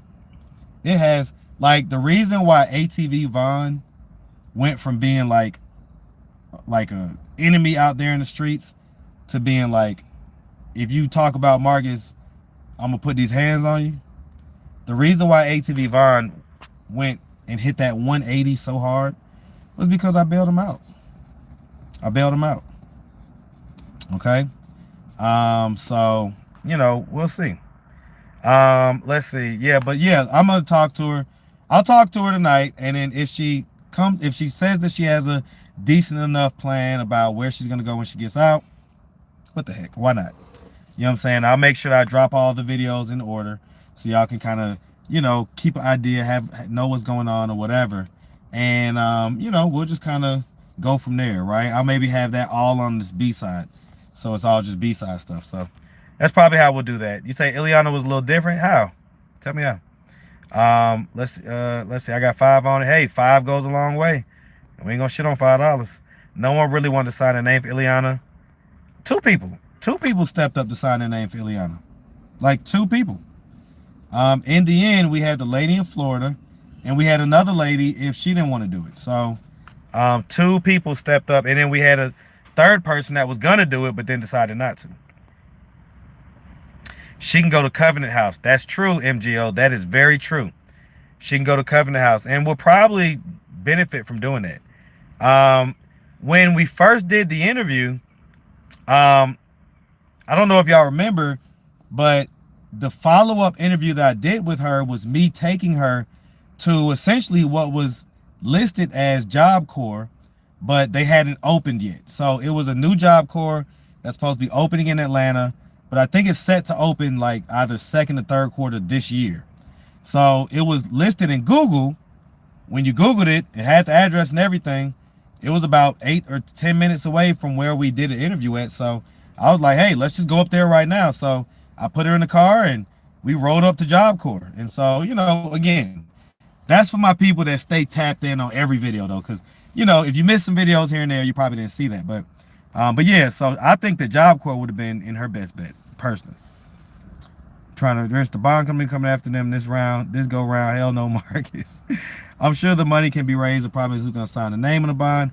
See if her mother would sign a name on the sign like the lady was trying to do like the last time, versus you doing it. Yeah, I agree. How do I know I'm sending Cash App to the right person? So my Cash App should say ATL Street Interviews with the S. And it'll basically just be like a pink background with the A in it. All right, if I remember correctly. The baby pulled out the heartstrings. Yeah, I can see that.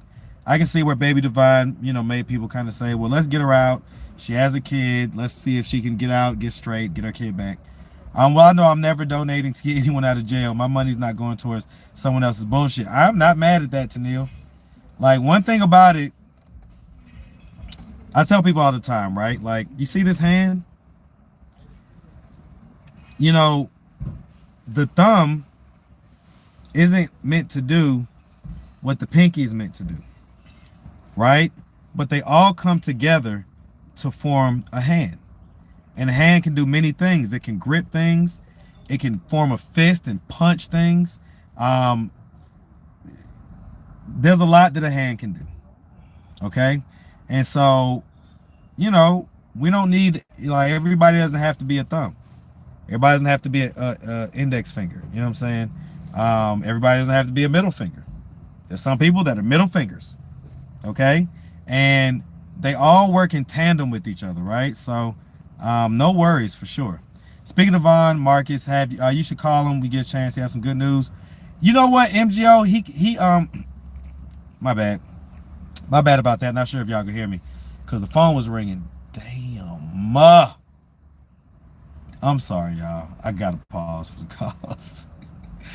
The other thing about the farmers market is that you gonna see some beautiful ass women. And we're talking all cultures.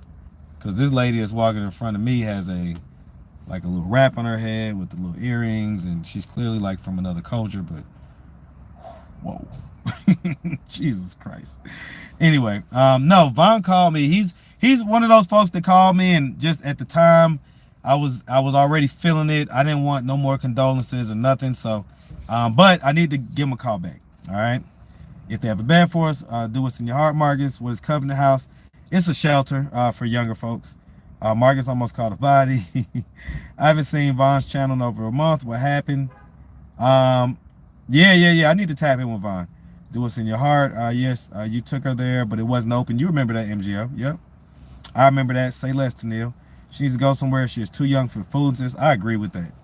On the last phone call I had with her, I was like, so look, I mean, what do you like? Because we was talking about how her bond got reduced and what would she do when she got out, and then she's still gonna be running with the same jokers and all like that.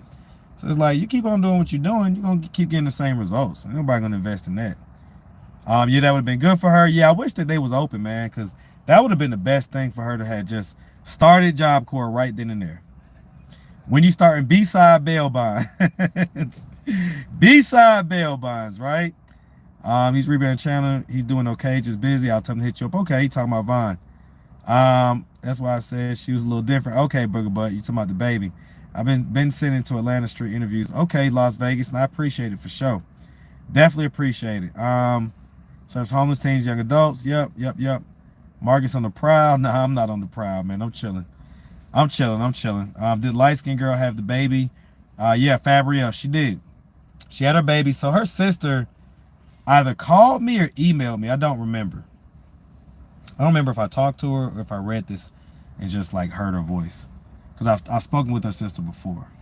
But I don't remember if it was a call or email, but she contacted me and basically told me, hey, just to let you know, Fabrielle, had her baby. The baby's healthy and doing great.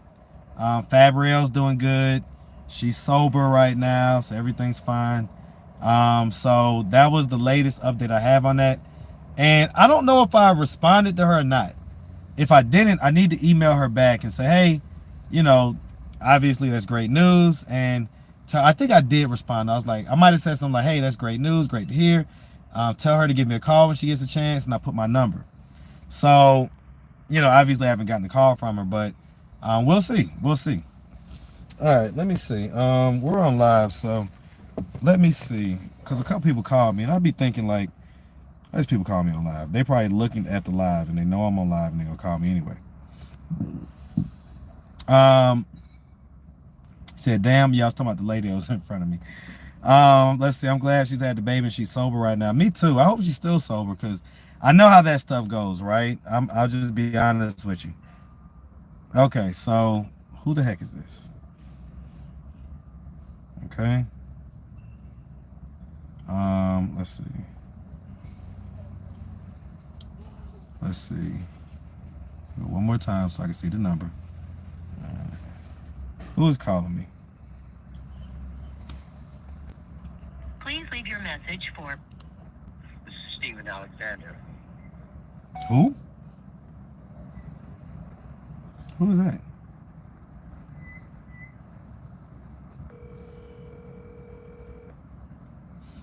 Since they want to call me on live. Hello. I'm calling you back. Okay. Chris, which Chris are you talking about? Young Chris or older Chris?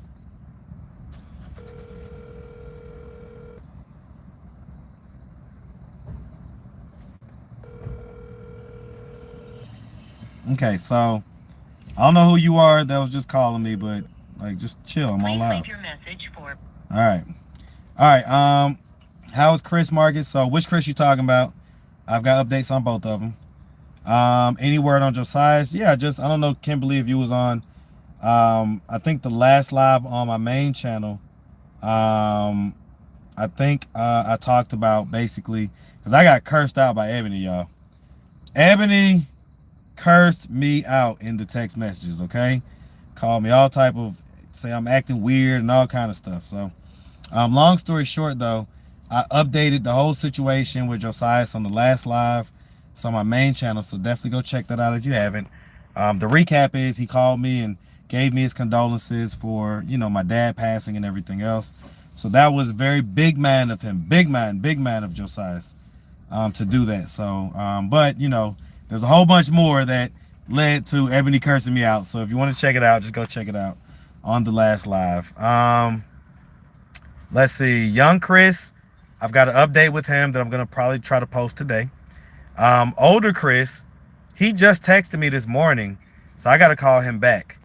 Okay. Let's see. I'm so tired after this long day. Hope you get some rest. Hi, Marcus. I'm extremely proud of you. Shantavia. Now, I knew a Shantavia from back in the day that lives here in Atlanta. That's not the same one. I'm just assuming that's not the same one. Marcus said, I'm calling you back. Yeah, I'm going to call them back. Like, what the heck are you doing? There's somebody called me from Oklahoma, too. I'm about to call them back in a second. Speaking of Chris, has Thugbait found Tony yet? So, that's the Chris I'm saying that texted me. That's what I'm talking about. And so, I don't know what he was texting me about, so I've got to see. So, if it is an update on that, I'll let y'all know, but we'll see. The word on the Navy, brother, man, a couple of times since then, and I've not seen him. Now, I did not ask about him, so I will say that. So, you know, whenever I go over this to get JJ's now, I literally that's literally the exit I get off of. All right, somebody else trying to call me. What y'all doing? Let me see.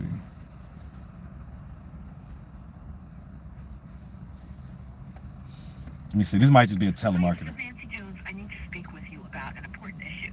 I am trying to assist you with any tax. Yeah, that's just like a little, what's it called, call. All right, because there was another person, and then so who just texted me? Oh, my bad, y'all, my bad. All right, Free Phone Ray just texted me, and also, okay, so let me tell you who just texted me too. Hold on real quick. The young Chris. Okay, so I got an update for him, B. So make sure your notifications turned on. I'll try to make that be the next video I drop. Josiah's is cooked. We'll see. We'll see. I actually want to try to start a campaign for him too. Sorry to hear about my dad. Thank you, Kimberly, for sure. She weird. Hell, one day she good with you, the next I'm the worst person alive. Yeah, I don't be knowing about that. I'm like, the energy be up and down. The energy be up and down. And she swear I'm the one that's switching up or whatever. It's like, nah, I don't switch up. Like, I am who I am. All right, those charges is crazy. Yeah, I mean, they're not the greatest, but look, take it from someone who has been accused of doing different things. I know how much that stuff can be bullshit, like for sure. So, you know, I at least want him to be able to, but honestly, like the fact that he's sobered up, he sounds the same but different. So, you know, maybe it's a good thing. I don't know. let's see. No, I'm from Jersey. Okay, that's not you. Oklahoma in the building. Was that you calling me? Oklahoma? Update on Tone. Did Tone and Ileana call? Wish your condolences. Okay, so the person from North Carolina, right? So this lady from North Carolina has been texting me about polo, right? Which, by the way, that's another video that's going to drop today. And in the video, I'm going to go ahead and give you a heads up if you're watching. Now, of course, I would never put your picture or anything like that on YouTube without your permission, okay? And of course, your phone number or nothing like that is in it. But at this point, you've inserted yourself into the storyline because this lady in North Carolina, apparently, yes, the married woman, apparently the lady in North Carolina is in love with polo. And I mean, even right now, like even while just 2 minutes ago, sending me texts about polo. So, so of course I had to show him the text, you know, let him know like, hey, if this lady comes up on you or whatever, you know, this is what this is about. Because the lady said that she was going to come to 5 Points and she was going to come get him and she can control him and she loves him and all this stuff. She's basically married and her husband is okay with her having some strong wood on the side. Okay? So this lady is infatuated with polo, or as she says it, in love with polo. So, of course, I had to tell him, I had to let him know. And so, you know, you're going to see his response and everything else. And it's actually going to be a double video because it's going to be from some of the video is going to be from the day before my dad died, which was this time last week, like last Thursday. And then some of it is going to be from, when was I out there? Not yesterday, but 2 days ago. Okay? 2 days ago. So, Yep. So she has inserted herself into the storyline. So basically, the only thing that you're going to see from her is the text messages, right? Obviously, like I say, without any, identifying information or anything like that. But you are going to see the essence of what she's saying. You know what I'm saying? So anyway, all right. So, all right. Can you please tell us the Tone update, please? So there's no update. The update is there's no update. I'm happy to kind of not be in the middle of that story right now just because of everything I have going on with my dad. I'm not sure that I would have the necessary patience to be able to deal with them right now, specifically Tone, right? And so, that's perfectly fine where it is right now. Sounds like she's down with the duck. Replace the D with a C. Yes. She's definitely cuckolding her husband. All right. If I were Marcus, I would make it clear that she needs to have some respect. I checked out their channel and she videos where she's talking about people crazy. She needs some respect. I mean, if y'all talking about the person I think y'all talking about, listen, man. I've already kind of talked about that. It is what it is. A man of many hats. Mark is the interviewer. Mark is the bail bondsman. Mark is the matchmaker. How do you pick up a street person with addictions just for wood? Hey, man. Listen, y'all never heard ladies talk about how the best would be from the broke guys or like the fast food workers or the guys that need a place to stay?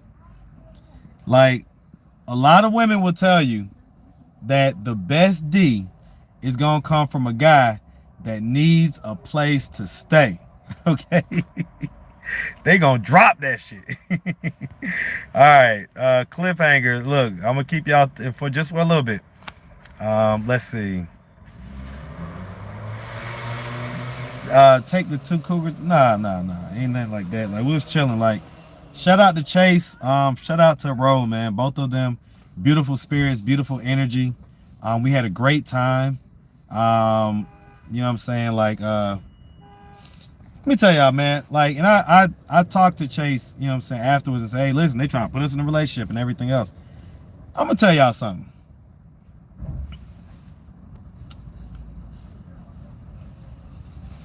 If y'all could have scratched and sniffed Trust me. She came correct. 100%. The vibe was all the way there too. Like, she's a real person. Like, you know what I'm saying? It's not just like whatever persona, whatever, however she is on YouTube. Like, I'm sure that's, you know, that's her for sure. But the energy, especially once the cameras went off, lit. Definitely the type of person I would hang out with. Like, I'll go to strip clubs with her. I'll go out, do this, do that, 100%.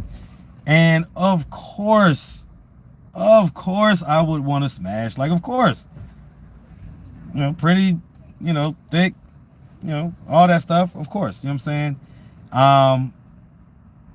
But that's not the end. That's not like what we was on per se. You know what I'm saying? So, you know, like, I think that sometimes people try to create narratives, or, you know, like, if you leave something, like if you leave like a vacuum of space, people will try to fill it in with whatever narrative they come up with and create, right?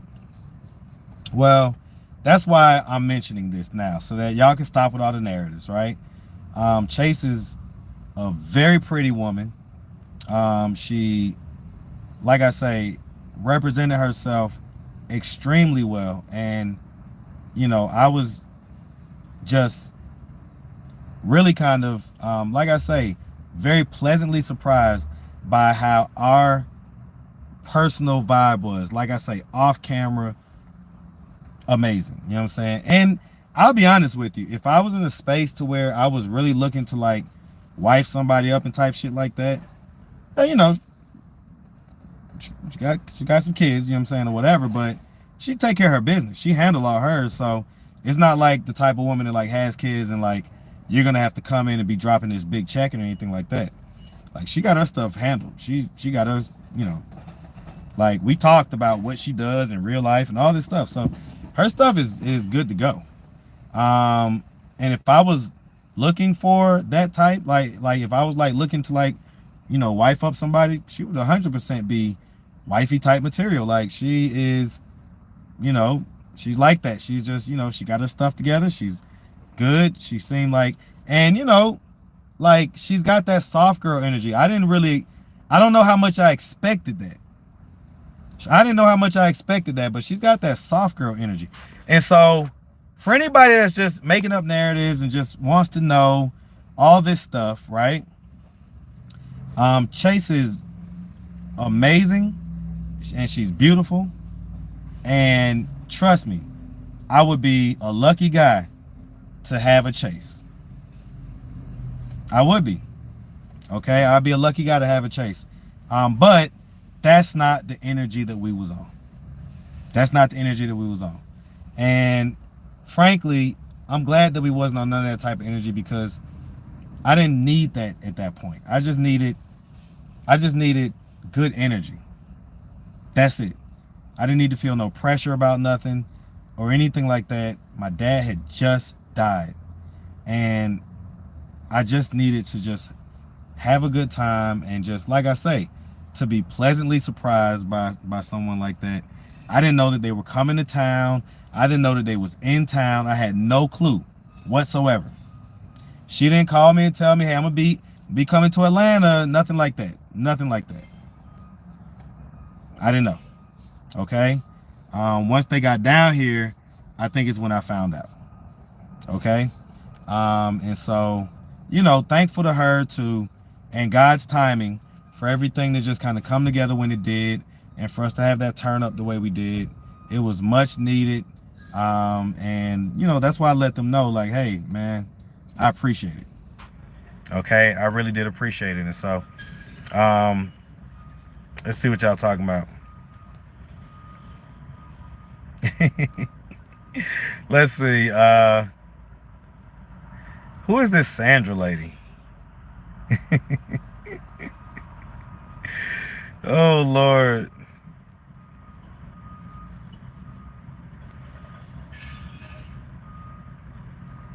What are y'all talking about? All right, let's start reading these comments. I hope you're doing well, Marcus. Some of these people you interview are crazy as hell. and need to be working a real job. That's facts.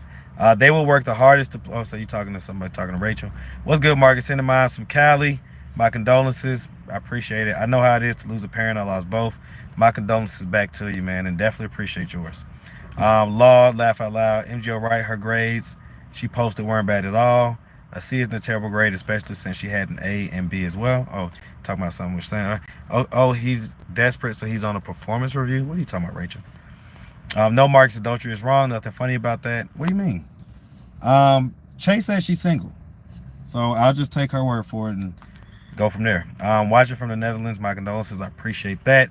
And shout out to the Netherlands all day. It seemed like a great time, just harmless flirting. That it was. Homosexuals with the Goodwood and it's tax season, so you know they coming with it, all right? Sandra cooks ulterior motives when you're coming back to Connecticut. I know, me and my brother was just talking about that because we gotta go visit our cousin, so we gotta make that happen. Like I'm getting up to New York within the next, I'm gonna say month. Hold me to it. I'm getting up to New York within the next month. All right? Oh, 2 months. Let's say 2 months. 2 months. Can you come to Chicago and interview some of the homeless out here? I got to get up to Chicago. As well. Marcus, you were salivating for Chase. Hey, look, she's worth salivating. I'm telling you, she's like a she's like a soft piece of cake. All right, it smelled like it too. All right, so it's definitely worth salivating for. She's beautiful. See, that's why I say you're trying to get off the lives. You can put your Mac down. So I was trying to put my Mac down, huh?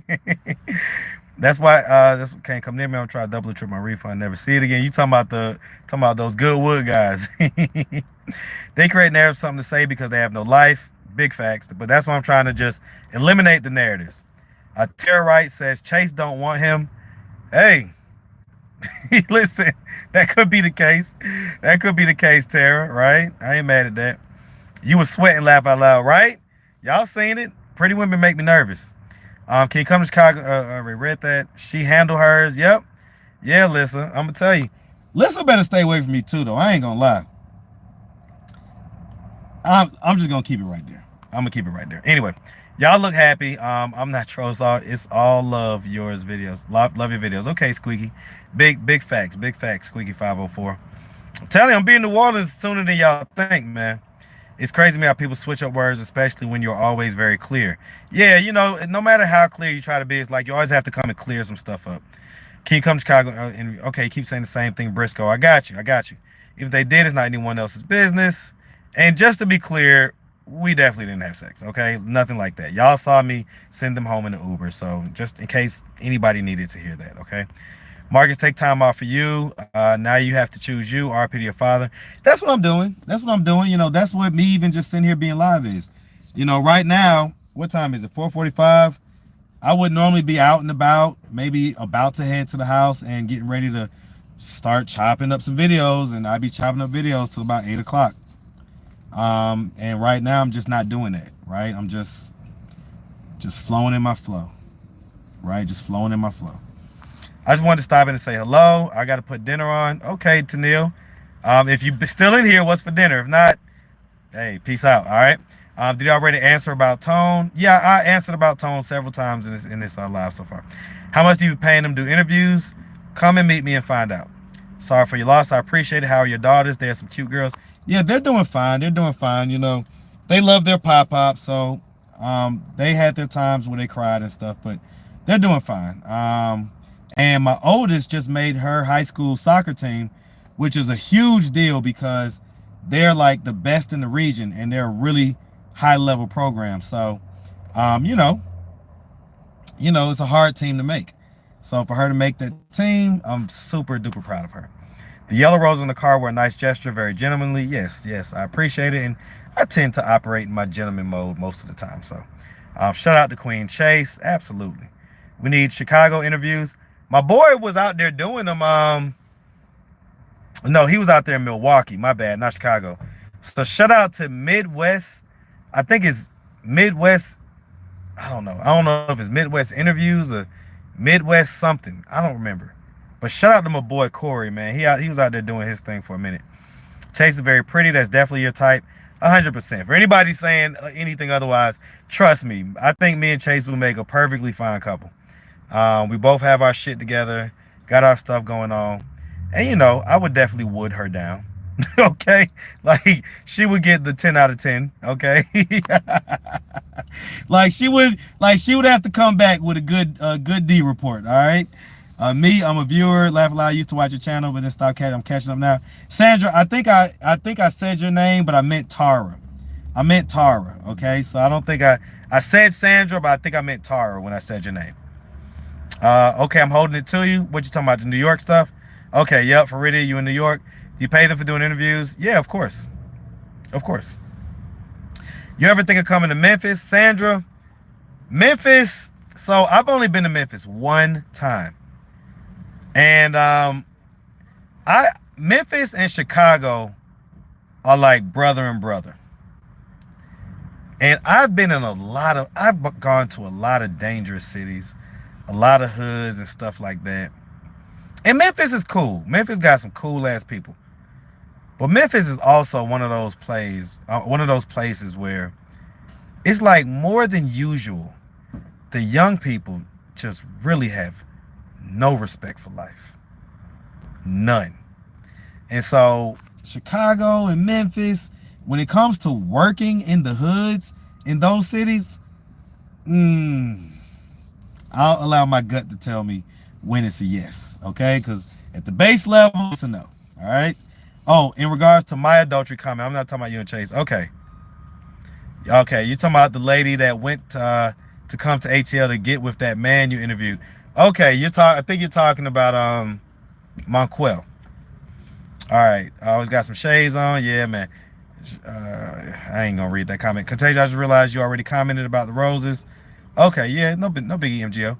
What drinks did y'all have at the club? Y'all eyes were sitting low. Y'all was drunk. Just tequila. And Ro had her crown apple. Apple crown. You know what I'm saying? So she had her apple crown. So, you know, she had her yak. She's a yak girl. And, you know, me and Chase, we be on the tequila. You feel me? So that's what we was drinking on. And, of course, had margaritas. You know, was drinking tequila. And then they had some wings. They had some wings, man. So, yeah, it was tearing them wings up. All right, let's see. They keep begging for to come to Chicago. That sounds like a setup. That's not a setup. It's just my people that love me. Hopefully, Jay. Ramadan next month, Marcus. Need to get with you on me cooking and giving out plates to the homeless with my son. Okay, come on with it. AtlantaStreetInterviews@gmail.com. Now, you're going to have to put it together. I'm just going to show up. All right? I don't have the capacity to really plan anything and do nothing like that right now, but I'll definitely show up and promote it. All right? Damn, people still on you and Chase. Damn, Marcus, be with your family. Yeah, I just left my mom's house. But y'all are my extended family. And I'm just really just talking in my stream of consciousness. So this wasn't really a live about that in particular, but I just, you know, in my stream of consciousness, just decided to address it because I know that people have been like making up narratives and stuff like that. And I don't want anybody to feel no type of way or nothing like that. Chase knows the vibe that we was on, but still, I just wanted to put it out there just so that, you know, they can hear from the horse's mouth, so to say, right? So that's all that is. Let's see, Jay Simon, you sound like a setup. Jay, bring your camera to Hickory, North Carolina. I was considering coming to North Carolina like really soon. Like really, really soon, like within the next couple weeks. So I might do that. I might just make that little road trip real quick. MGO, great minds think alike. These people in Chicago need their story told. I'm gonna have to come. What happened to Tone Lover and the Secret Lover interview? We still haven't found them, but I haven't like been pressing about it neither. So we'll see what happens. I'm just gonna allow it to occur if it occurs, whatever. No biggie to me. I know y'all want to see it real bad, so that's the only reason why I'll like really try hard to get it to y'all. Okay. All right. Smothered pork chops, green bean, cabbage, cornbread, and homemade cheesecake. Tennille cooking up big back food, y'all. Tennille gonna have us all big backs. Every last one of us gonna be a big back living with Tennille. She out here whipping up Thanksgiving dinner on a random Thursday. I love it, Tennille. That stuff sounds delicious. All right, congrats, Mookie. Yes, definitely. All right, I must be way back. Hard to find good wood nowadays. Beautiful daughters. I'm telling you. Where Pull Up and Chat at? His channel got taken. So Pull Up and Chat's channel got snatched. I talked about that on my last live. Take her to Jamaica. Who you talking about? Who you talking about? You talking about Chase? Chase is from Jamaica. That'd be like her going home. So we can go somewhere else. Y'all want to see it? Y'all want to see me and Chase go somewhere? Let's see. Put a C in the chat if you want to see me and Chase go to, like, you know, Aruba or Turks and Caicos or something like that. All right, put a C in the chat if you want to see that happen. Now, I don't know if she'll agree to do it, okay? I'm not sitting here saying I know whether or not she'll say yes, but if you want to see it happen, if you want me to ask her, but before we do that, we have to, like, you know, we got to get to a certain place first. So, you know, we'd probably have to, like, link up in New Orleans or something like that first, right? Like, link up, go see Mocha, right? And whoever else, right? Have a good time, like, over the little weekend or something, you know? Really kind of get to know each other on that level. But then, yeah, like, hey, listen, hey.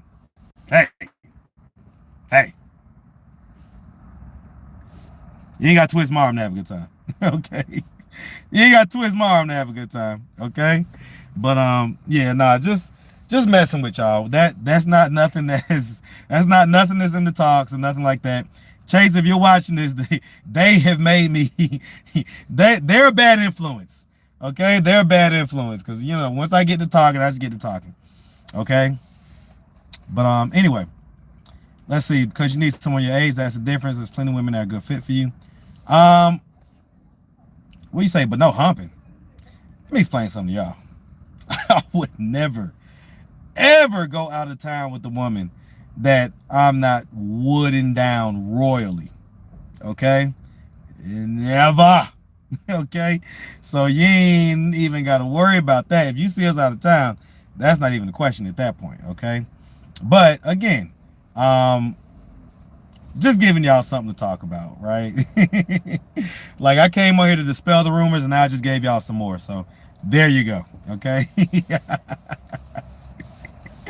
Okay. So but yeah, nah, that would definitely be a vibe. That would be a vibe. That would be a vibe. And you talking about the whole trip, like, we live and we lit? Oh yeah, that would go up. That would go up. So, but you know, we're like putting the cart in front of the horse. All right, we're just, you know. Anyway, and just so y'all know, like, y'all really be, I don't know what. See, I get on here sometimes, I talk too much. Maybe I'm talking too much now. Okay, but y'all do know I deal with women my age and older, right? Like, I've told y'all before. I've told y'all many times, like, you don't know who I deal with. You know who has come on the internet and said this and that. You don't know who I deal with. Okay? Like, truth be told, right? The lady that I'm dealing with, like, right now, she's 51. She looks good. She's 51. Okay? So, there you go. And I'm not really, like, you know what I'm saying? Like, I'm chilling. I'm chilling right now, man. Like, my focus is on my mental health and the mental health of my family, you know what I'm saying? And my focus is on building out these channels that I have that are in my head that I need to create and build out. That's where my focus is. Okay? That's my focus. So, am I a cheater? No. No, definitely not a cheater. Anybody that I deal with, especially, like, so when I deal with a woman, I'm 100% straight up about whatever it is. I don't lie about anything because I don't keep up with lies, okay? So, you know, like, when I say I'm dealing with someone, that doesn't mean that we're in a relationship, okay? That means that she's someone that I'm dealing with right now. You know what I'm saying? You know? That's what that means. And so, you know, that's not like, it's not cheating or nothing like that. Anybody I deal with knows that I have options. One thing about dealing with me at this point in my life is you got to understand, like, hey, when I'm ready to, like, be in a relationship, I'll be in one. When I'm ready to, like, fully lock in, There'll be no doubt about it. Okay? There'll be no doubt about it.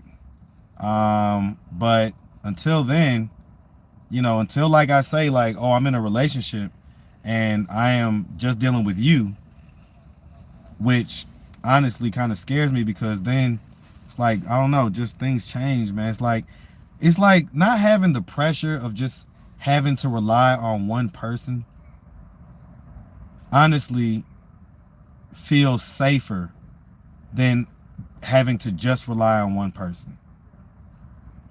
It just feels safer. I'm still not healed enough to where I can trust one person to properly love on me, take care of me emotionally, sexually, spiritually. I tried that and it didn't work, and I'm still like licking my wounds from that. I'm still licking my wounds from that. I'm just being honest. I'm still licking my wounds from that. When you put your all into something and it doesn't work out, and then y'all have gotten to know me. Like, I'm a hard lover. Like, when I do things, I do them. Like, you see how, like, just how listen, man. Once I've put that in my head, it's hard for me to get it out of my head. It's hard for me to take it out of my head. If I have convinced myself this is what it is, this is the person, this is my person, this is who I love, and this is what it is for the rest of my life, it's hard to undo that.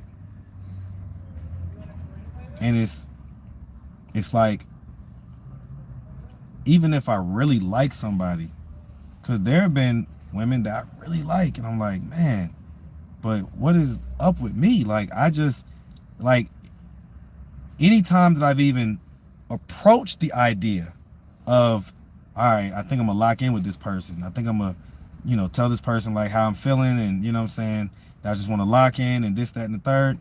Anytime I even approach the idea in my head, I start to get nervous, anxious, and just this bad overall feeling. It's bad overall feeling, and so it just doesn't feel right. It doesn't feel good. And so I don't do it because I'm like, no, that doesn't feel good. Like, when I know that I have, some options and I don't have to just rely on one person and this and that and the third, I don't know. It just feels safer.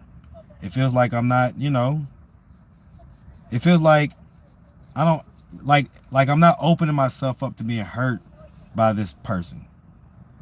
You know what I'm saying? I'm not opening myself up to be hurt. And that's just what, I don't know, like right now, especially right now, but even before my dad died, like, I don't know if I'd be able to take that. I don't know if I'd be able to take that, man.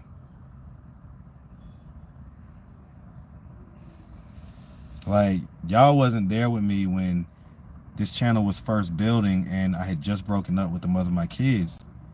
And I was still working a full-time job, having to maintain, putting content up for the channel. And I was still working out. Man, you talk about, I would be in that damn apartment gym. I mean, just puddles of tears. Puddles of tears.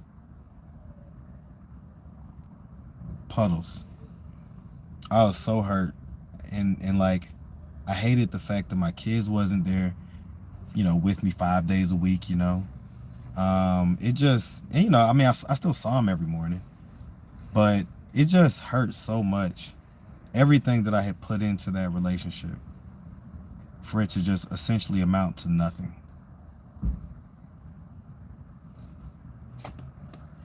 So, I'm not playing victim. I'm just telling you why I moved the way I moved. All right, I'm not playing victim, but that hurt. That situation hurt. Big Rome, I talked about this earlier. It's so complex as far as our relationship and why it was not successful. So it can't be summed up in one sentence or even probably one live. Maybe if it was a long live like this, I could do it. But all right. Hey, Mark, you gonna release the video of the girl you bailed out? Yeah, I'm gonna release that. She just called me like Heck, before I got on this live. Like, she had just called me. So I'm gonna release that. Um, you said dating is a combat sport. Absolutely. Let's see, I definitely understand I'm in a relationship now, but ain't nothing like having options. And it's not like it's not having options for the sex. Like, let me tell y'all something. I'm gonna keep it a bean with y'all.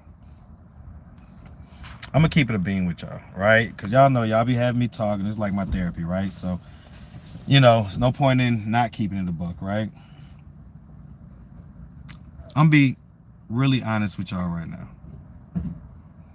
Right now, I only look to have sex maybe like three days out the week. And this is coming from somebody who used to like to have sex every single day. Okay? And I'm going to be honest with y'all. I have options every day of the week. Like, if I'm just keeping it a buck, right? Monday through Friday, I could have a different woman in the bed that knows that I deal with multiple women and is more than happy to have their day. And I'm not no celebrity. I'm not no, like, just Marcus from Atlanta Street Interviews. That's it. Nothing more, nothing less. But also the type of content that I make, I guess, ingratiates me towards people. And so, when people watch, if they're a fan, if they're a supporter, things like that, sometimes they want to have sex with me as well. Okay, so that's one of the things I've learned from from this whole journey, is that sometimes, when people watch you often enough, they want to have sex with you. Okay, and so like, I've got options. But I purposefully don't exercise all of my options. And that's because what I found is that when I have too much sex, it really messes with my spirit and my energy. It throws me off. So if I was on a roll and I was getting really like deep interviews and I was tapping into people's emotions, people was crying and stuff like that, and then I go doing too much as far as sex, and then boom, I lose it.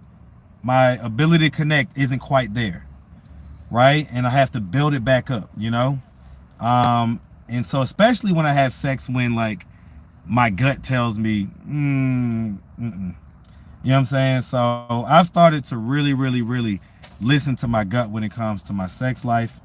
And there's multiples of women that want to have sex with me, that will gladly give it up, that I'm good. You know what I'm saying? Like I'm not gonna pursue, so I'm not gonna bite. So that's what's pretty much going on with me and my sex life, because I know some of y'all be curious, or whatnot. All right, and so let me go to my channel real quick so I can see what y'all talking about, because I can't see the comments on here. All right. Okay, so let me just go to the view channel. All right, boom. Okay. All right, so let me read what y'all been saying.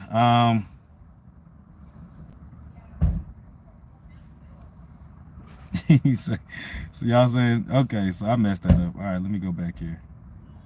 Okay. Just now I was listening to you with Ebony, but now you're feeling yourself. No, I'm really not. See, that's the thing. Y'all, listen. All right. Look, if you're going to be over here on the B side, like, you got to understand, the B side is for my people. This is my people. The A side, that's for, we got 212,000 subscribers over there. The B side, this is for my people that love me, that know me, that are learning me, understanding me. Like, don't take anything that I'm saying ever as braggadocious. I've been humbled way too many times in life. I know how fast things can fall apart. I know how fast you can be on top 1 second and be on the bottom the next. So if you really know me for real, you know that I'm not ever the type of person that's gonna want to come off like braggadocious or anything like that. Like I'm trying to brag about stuff. When I talk about things, I'm just talking about whatever it is or it isn't. Now, if you're impressed by that and you feel like I'm bragging, that's on you. Okay, but that's not really anything to be impressed about, to be honest. I mean, some guys might see it or so, but you know what I'm saying? Like, for me, I don't. You know what I'm saying? I'm just telling you what it is and what goes into my thought process. Okay? So don't ever feel like I'm being braggadocious. All right. If you need multiple women in your life, just have a poly relationship. I myself was in a poly relationship for 2 years, a beautiful thing. Everybody building a foundation together. I've considered it. How old am I? 41. You're talking three times a week. Like that's a little bit of time. Okay, so all right. The last therapist that me and Tracy had was this older Caribbean guy, right? Shout out to Dr. Maul, right? And Dr. Maul, you know, so he's the one that like recommended that we go on that trip to Jamaica, which is where I got the you know, that's where God told me like I had to start the channel when I got back. So I had got that I guess you could say vision from God in Jamaica on the trip that he recommended, right? So shout out to Dr. Maul. But Dr. Maul, when we was doing therapy with him, he did tell me, because sometimes I forget, but he did tell me that out of all of the married couples that he's been counseling for over 30 years, he's been counseling mainly black couples for over 3 decades. And he did say that out of all of those couples, every single one of them, he said that I got the most sex from my wife. Well, you know, wife. That I got the most sex from my woman, like out of all of them, right? Because even at the time that we was going through counseling, we were still having sex very, very frequently, right? So we were still having sex, you know, for the most part, we used to have sex every day. So that's where I come from. In my mind, that's like the base level is, you know, I at least need to bust a nut every night. Now, I ain't gonna lie. There were times in my life where I was like, I need it twice a day. Okay. And so thank God I'm not there no more. Okay. But yeah, Dr. Maul did let me know that out of all the couples he's ever counseled, I get the most, you know what I'm saying, from my woman or whatever. So, okay, I get why you would say like, hey, 3 times a week is like, you know, a decent amount or whatever. But I'm used to, you know, like at certain points in my life, I was an every night guy. Like, you know what I'm saying? It's a normal thing. I'm gonna get my, you know, I'm gonna bust my nut before I go to sleep. Like, what are y'all talking about? All right. I mean, I don't know. I'm just like my boy Michael just said, 3 times a week is great. I'm in a relationship. I get it once a week. Yeah, see, that's what I'm scared of. I couldn't deal with that. I would not be able to deal with that. Like, what? What? Like, I just got done slaying this dragon out here, getting these sales. Mind you now, I don't have a job where I go sit down and kick the shit and I get a salary and my check comes reliably every 2 weeks. I didn't have that type of career. My career has always been you eat what you kill. So you got to go out there and sell some shit and make some money. So, you know, that may be part of the reason why I'm great, besides my genetics, right? Is that, you know, I was just always under a base level of stress and anxiety that I was in constant need to kind of take that pressure off. So if I'm going out here, I'm slaying this dragon every day, you know, I'm making 6 figures. I'm making it so that you don't have to worry about finances as far as paying bills and all that type of stuff. Yeah, need you to toot that booty up. Toot it up! Toot it up in the air. All right, let's see. Goldie, you say I would have left you a long time ago. Goldie, you ain't getting that back crack that often. See, that's why I say maybe I'm just like hypersexual. You know what I'm saying? I'm hypersexual. I don't know what's wrong with me. I don't know. See, need someone to match the spirit. Yeah, I understand the situation. That was the last thing to go for my situation. Was the sex, right? Yeah. Let's see. Yeah, I keep on messing it up. Sounds normal enough to me. Okay, Contagious. What's wrong with twice a day? Okay, Queen Spirit.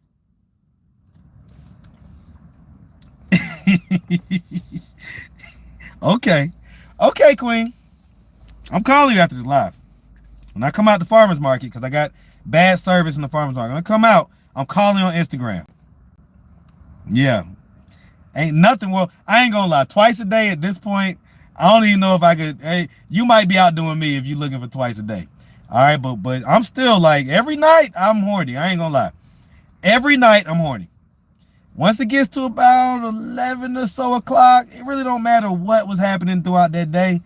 I'm pretty much horny every night. It's like it knows like it's about that time. All right, my dude is every night, and we're in our 40s. I know that's right, Christy. Have fun, just protect yourself. Were you ever engaged to your daughter's mother? Yeah, she had a big ass ring. Big old ring. People used to be like, "Oh, girl, that's a nice ring." Big old ring. Jay says, "Well, damn, Queen." Right, Jay. Queen out here. Now, some women talk that ish, and then when it come down to it, they don't come through. I've had plenty of women that talk that good stuff, but boy, when it come down to it, they do not deliver. Plenty. I get it every day from my girlfriend. Okay, Timothy, that's what I'm talking about. That's why I say options always feel better. Yeah. The other thing is, here's the thing. The women ain't gonna like me to say this, but I'll say this. As a man, I always get better results from women when they know that they're in some type of competition. When they can assume, even if they don't like know it straight up, because some women just, they don't want it thrown in their face. But when they kind of know, like they know that like, okay, like this ain't just, he's not just wrapped up. Like, I'm competing with somebody else. I always get the best results. So that's just me. I always get the best results when women know that, they got maybe a little bit of competition. Okay. Queen says she's just saying that for a friend. Oh, talking about Contagious. Okay. So she was saying it tongue in cheek. Like Contagious was saying, well, ain't nothing wrong with once a day. And Queen was basically saying, hey, why not twice a day? All right now. All right. I'm just saying. Catch me on my 4 o'clock break. I'm just saying. I take my little, I normally wrap it up around 4 or so. Hey, if you could be there before I edit and then be there when I'm done, I'm like, good dang to me. All right, Big Rome says, find you a woman with some good kitty that you can't get enough of. If you got 3 days a week, you're doing good. You don't need multiple women. Yeah, no doubt. I agree with that, Big Rome. I agree with that. And that's one of the things that's going to be mandatory. Any woman that I settle down with, I am going to be in love with your cootie cat. In love with it. Like, can't get enough. I'm going to want to sleep in that thing. Nah, I've learned not to do that. Okay? I've learned to, like, let it get to the point to where she want it as well. You know what I'm saying? So, like, great if you have, like, this, kind of this woman that has this hypersexuality and she wants all the time. But even if you don't, like, I've learned to temper myself to a point to where I'm gonna let her jump on me, you know what I'm saying, type deal. So as long as we have that energy, she'll get there in a day or two, you know what I'm saying. So even if I gotta kind of just be a little patient, wait a day or two, we get to that point, cool, you know what I'm saying, because I'd rather have that cootie cat than the cootie cat where it's like she's like, oh, okay, I'll give it to you, but it ain't there at first, you know what I'm saying. Now either way, once we get going, it gets going. Okay, once we get going, it's going. All right, it don't matter how you felt. Once we get it going, oh, it's going. So just know that. All right. I do respect how you always have good things to share about your children's mother. Salute, but this B-side conversation too raw for me. Have a good evening. Yeah, Yvonne, this is the B-side, so I get it. 3 times a day or every day don't do nothing but make you tired of it. Yeah. tell you, man, the mother of my kids, for a solid decade, we did it every day. And she may have been tired of it at times, but I wasn't. Okay, I wasn't. I was not. Okay. Golden says, leave those beats alone. Oh, explains a lot about you, Marcus. I'm listening, not judging. I appreciate that, Rachel. We listen and we don't judge. Okay. Big old booty in front of me just got out of the car. I would show it to y'all, but I ain't on that type of time right now. Anyway, Queen Cap is speaking for herself. So you say Queen, she really is speaking for herself. She trying to backpedal now. Don't try to backpedal, Queen. We heard what you said. We heard what you said. All right, and I might have to test that theory out. No, I'm just playing. I'm just playing. All right, let's see. If the chemistry there is unlimited, yeah, for sure. All right. Is this B-side after dark because it isn't dark yet? I know, love. I don't know how I get into these conversations. It just happens. Like, I've been sitting out here outside the farmer's market for 2 hours now, and I'm just talking. So, I don't know. At this point, I need to get off live, go get my stuff, and get back to the house so I can edit some stuff for y'all, get it up. But this is my therapy right now. So, instead of sitting around thinking about my dad, in and out of tears and stuff like that, which I have done on this live as well, you know, I'm just in my stream of consciousness, talking to my people and just not having my mind on all the stuff that I have going on. You know, I just left my mom and dad's house, and you know, because I'm in charge of putting the video together that's gonna play during the funeral. And so, you know, that means going through a lot of pictures, going through my Google Cloud, just finding all this stuff. My dad made music, so I've got like his CDs and stuff like that I'm gonna have to incorporate into the video. So, you know, that's like, you know, when I took on the task, you know, I guess I didn't think about how like it would affect me emotionally, and how just looking at all these pictures, being bombarded with all these memories would really kind of cause me to go into my crying moments more often, you know what I'm saying? And so that's why I'm just on here, just kind of just talking to y'all and just, you know, just I don't know what I'm doing. I don't know what this live is about. Okay, I guess it's just me just talking to y'all and just in my stream of consciousness. Okay, take us into the market with me. So the service gets really bad, and I have this thing on the way. See, this is one of the things. See, I try not to like give all my stuff away, but I have this thing on the way that's basically like this this Wi-Fi. You know what I'm saying? It's essentially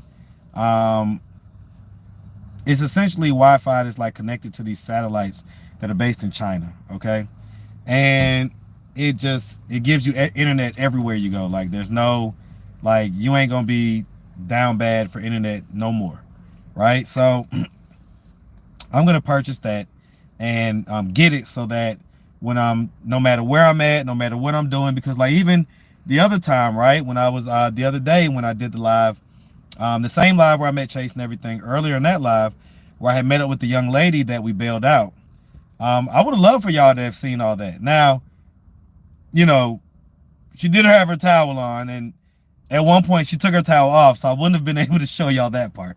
Okay, I wouldn't have been able to show y'all that part.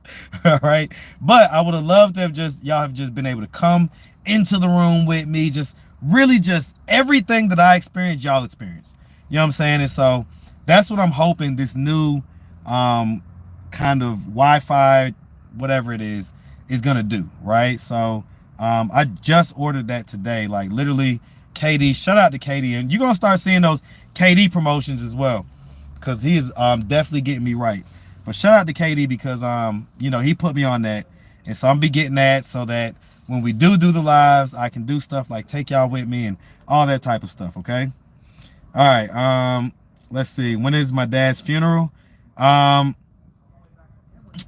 22nd of February. So we had to push it out a few weeks because there's, you know, family members that are going to be coming from overseas and things like that. I hope my cousin Wesley gets to come, who's based in London. So I hope he gets to come. I haven't seen him in a while. Um, and just, all of our island people, of course. But yeah, so we got people coming from out of town. So we pushed it back a few weeks. Plus, we didn't want it to be on Valentine's weekend. We just felt like, let's just have it to where it's its own thing. So between those two things, it made sense to push it back. Plus, we're doing a cremation. Um, we're doing a cremation because I have yet to go to a funeral to where the person in the casket looks how they looked when they were living. And one of the things that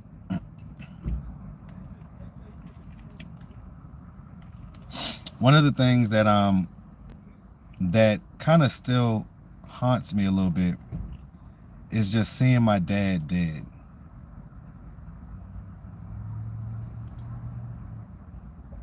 Because, well, for one, even the last couple of months that he was living, he didn't really look like how he looked for most of his life. My dad always had like this long ponytail, and it was jet black because he used to use Just for Men to make sure that everything was black. So his facial hair was black, and his hair was always pulled back in a ponytail. Because again, my dad's from the islands. He's got this fine grade of hair, so it was always pulled back in a ponytail, jet black. He always had this look, right? That was always my dad. And when he had started to get sick and everything, he had stopped keeping up with his hair and stopped pulling it back into a ponytail. So it would just be like out, looking like, Albert Einstein, or looking like what's the doc from Back to the Future, right? Just kind of looking like unkempt and wild. So a couple of months before he died, I took him to my barber. Shout out to Jrock, man. Shout out to my boy, man. That's my boy for real. Like in real life, that's my real friend. You know what I'm saying? So shout out to Jrock. Because my dad was not well. He wasn't well when I took him there. He could barely walk.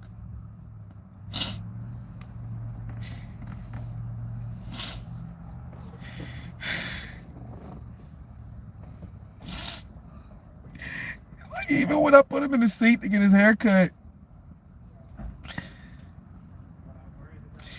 he was already starting to have issues with like controlling his bladder and stuff. And so he like urinated while he was in the seat. And my dad was so prideful that he didn't want to admit that he had did it. But Jrock was such a good friend. He didn't bust my dad out of nothing. He just kind of looked at me and like just kind of pointed to the seat, and I knew what had happened. And so I got my dad and I walked him to the bathroom. He could barely make it.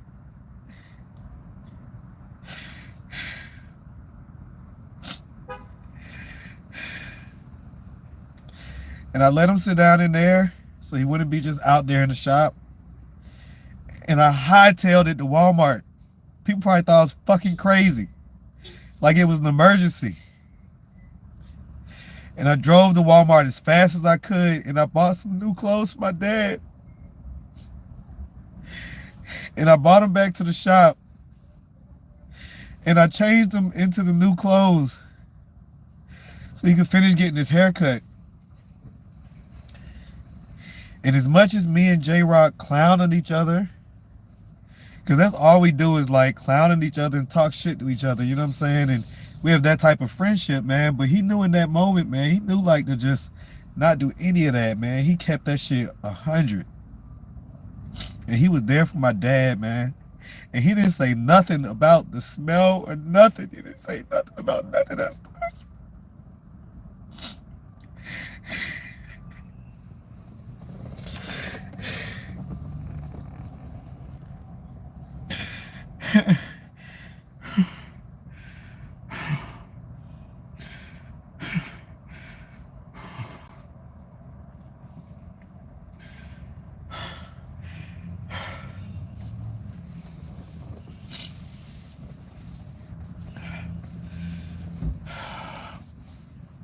That was the last time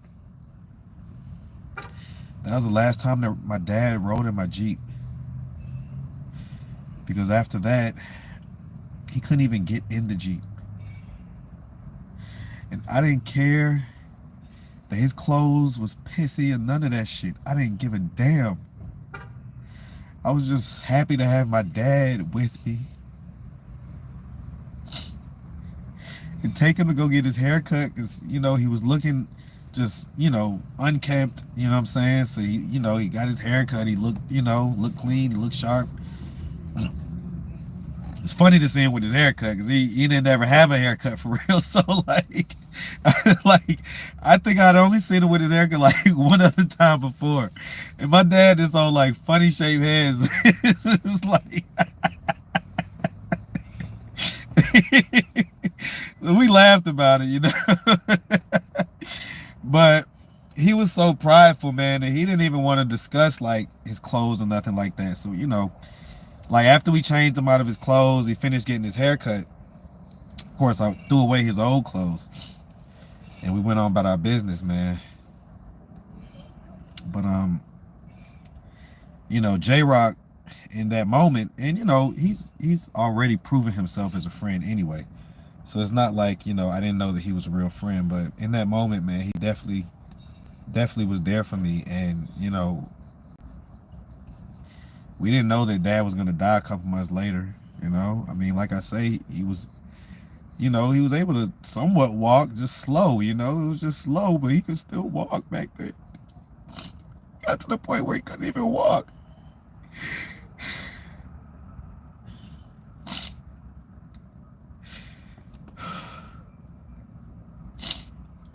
That's why one thing about me, I ain't going to skip leg day.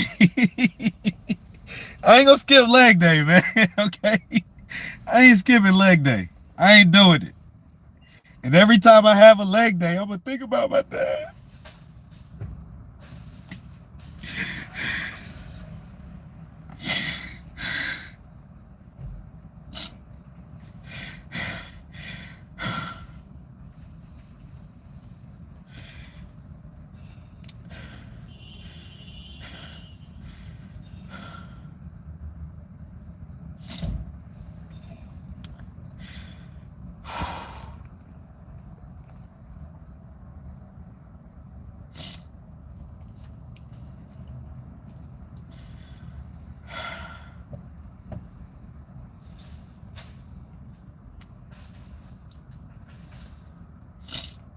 I'm blessed. I'm blessed to have had him in my life. I'm blessed for him to have been my dad. I'm gonna miss just being able to laugh with him, just talk jokes, and I think the main thing that I'm gonna miss is just knowing that this person that just had my back unconditionally, no matter what, just knowing that he was there, it just brought a comfort to me, a certain confidence to me, just knowing that my dad is here. And I'm 41 now, so it's not like I need that confidence as far as just going about my business and going about my day. I know that he's always going to be here with me in spirit. But just coming up, it was just always good to know that, like, no matter what, my dad had my back. It gave me a certain confidence in life, like a certain ability to really attack life very boldly. And just knowing that he was there was just a certain comfort. And so just knowing that he's not there is just, it just feels different. And to be honest, it's not like the same. It's not like how it was, because it's not like, like he had started to deteriorate over the course of really the last like year and a half. Like he had appendix surgery, and ever since then it's been a downhill, journey. But so So it's not like he could physically, you know, have my back or anything like that. But just knowing that if I just had a really bad day or anything like that, I could always call him and just talk and whatever. And on my really, really bad days, we could go out, have a beer, shoot some pool. You know? Just, I don't know, just, I guess, the inability to just be able to just know that you could just do it, you know? Knowing that you can't do it. So,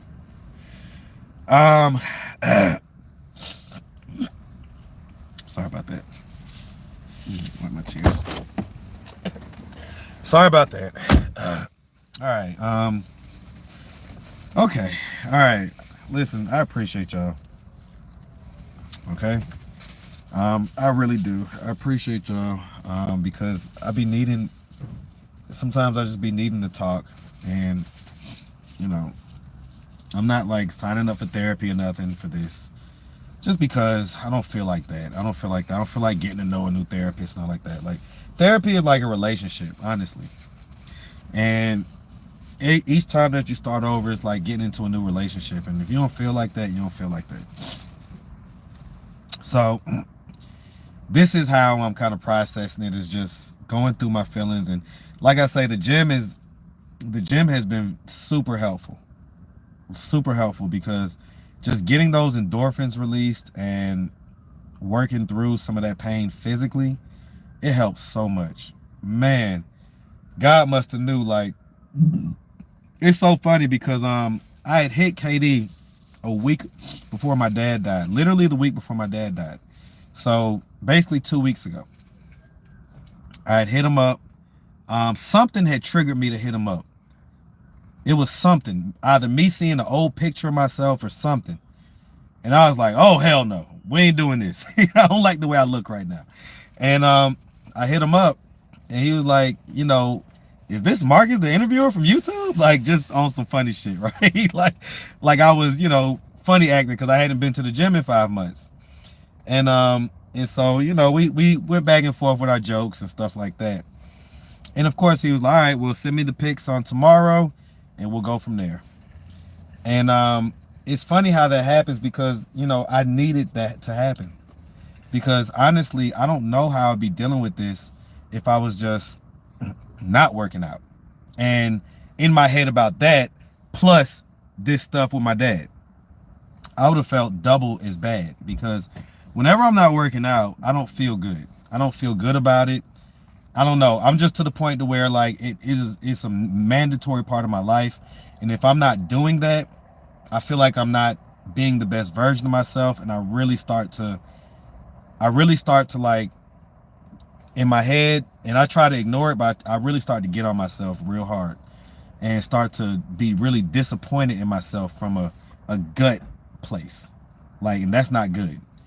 And so, so God knew what was gonna happen, because, you know, it was random. Like, I say, I must have seen like a old picture or something, and I was like, oh, hell no, I gotta get back in the gym like ASAP. So I hit KD up, and he was like, man, come on back with it. You know, I did my first complete week, and then the very next day my dad died. So for me, my gym week is Monday through Thursday. And if you know anything about me, if you know anything about KD, you know that KD is a master trainer. And he can have you do something that seems like it's going to be simple, ends up being difficult.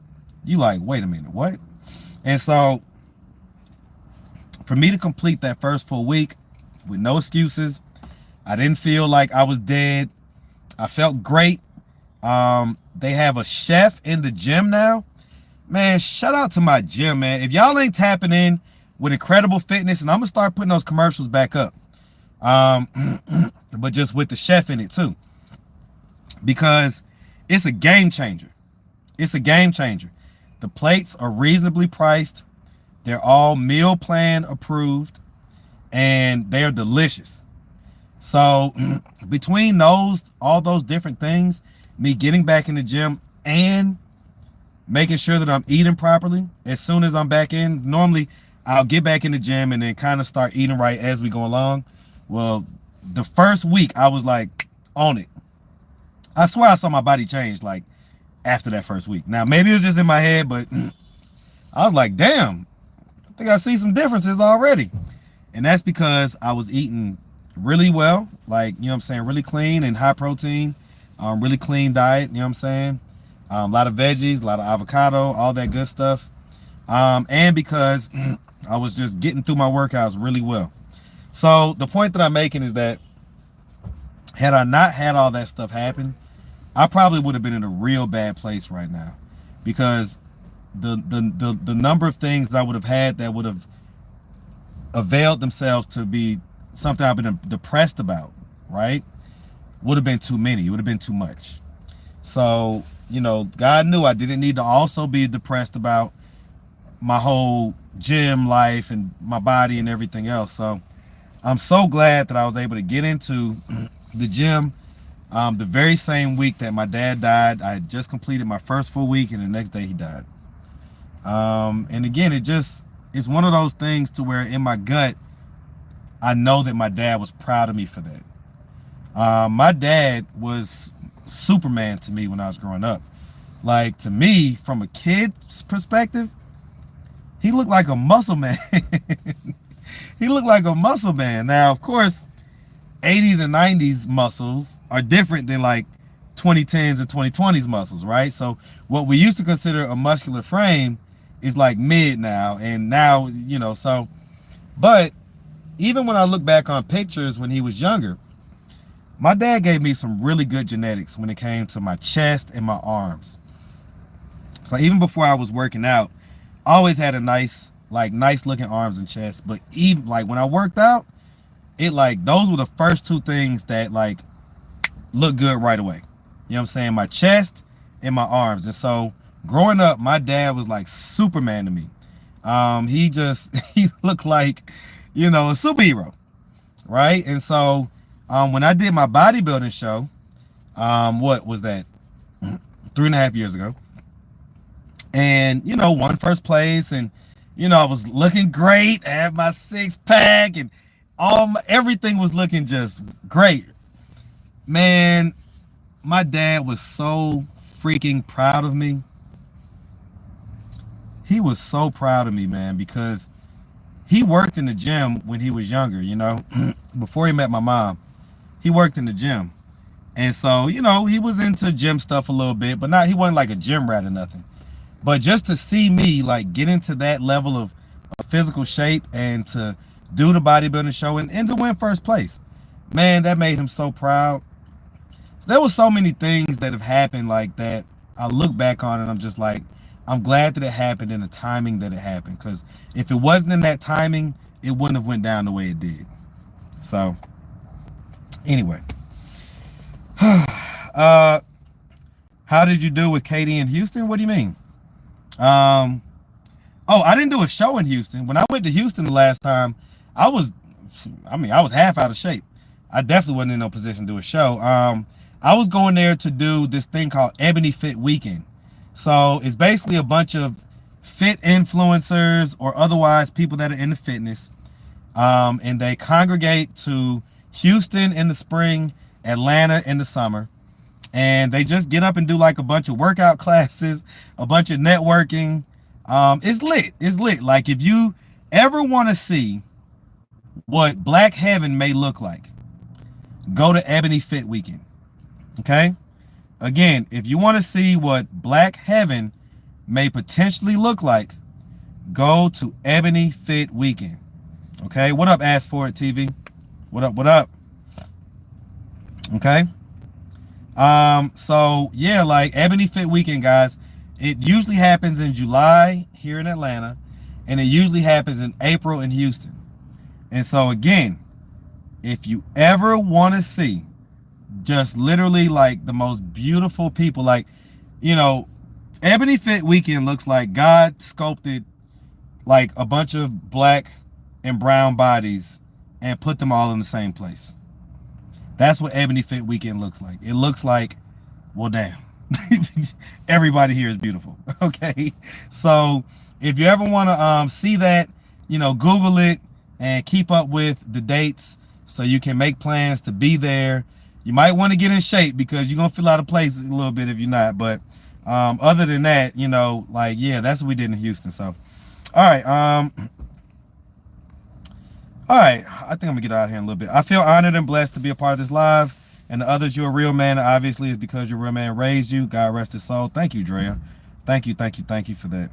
Marcus, will you be getting your dad's ashes put into a necklace so you can have a piece of them to carry around with you? Absolutely. That's one of the reasons why we're doing cremation, is because we all want to carry a piece of him with us. We feel like that'll be more impactful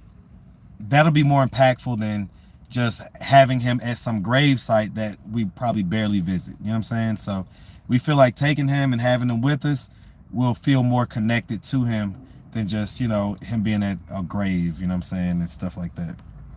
I already talked about the situation with Chase earlier. Say Timothy's having a great day. Great to hear it.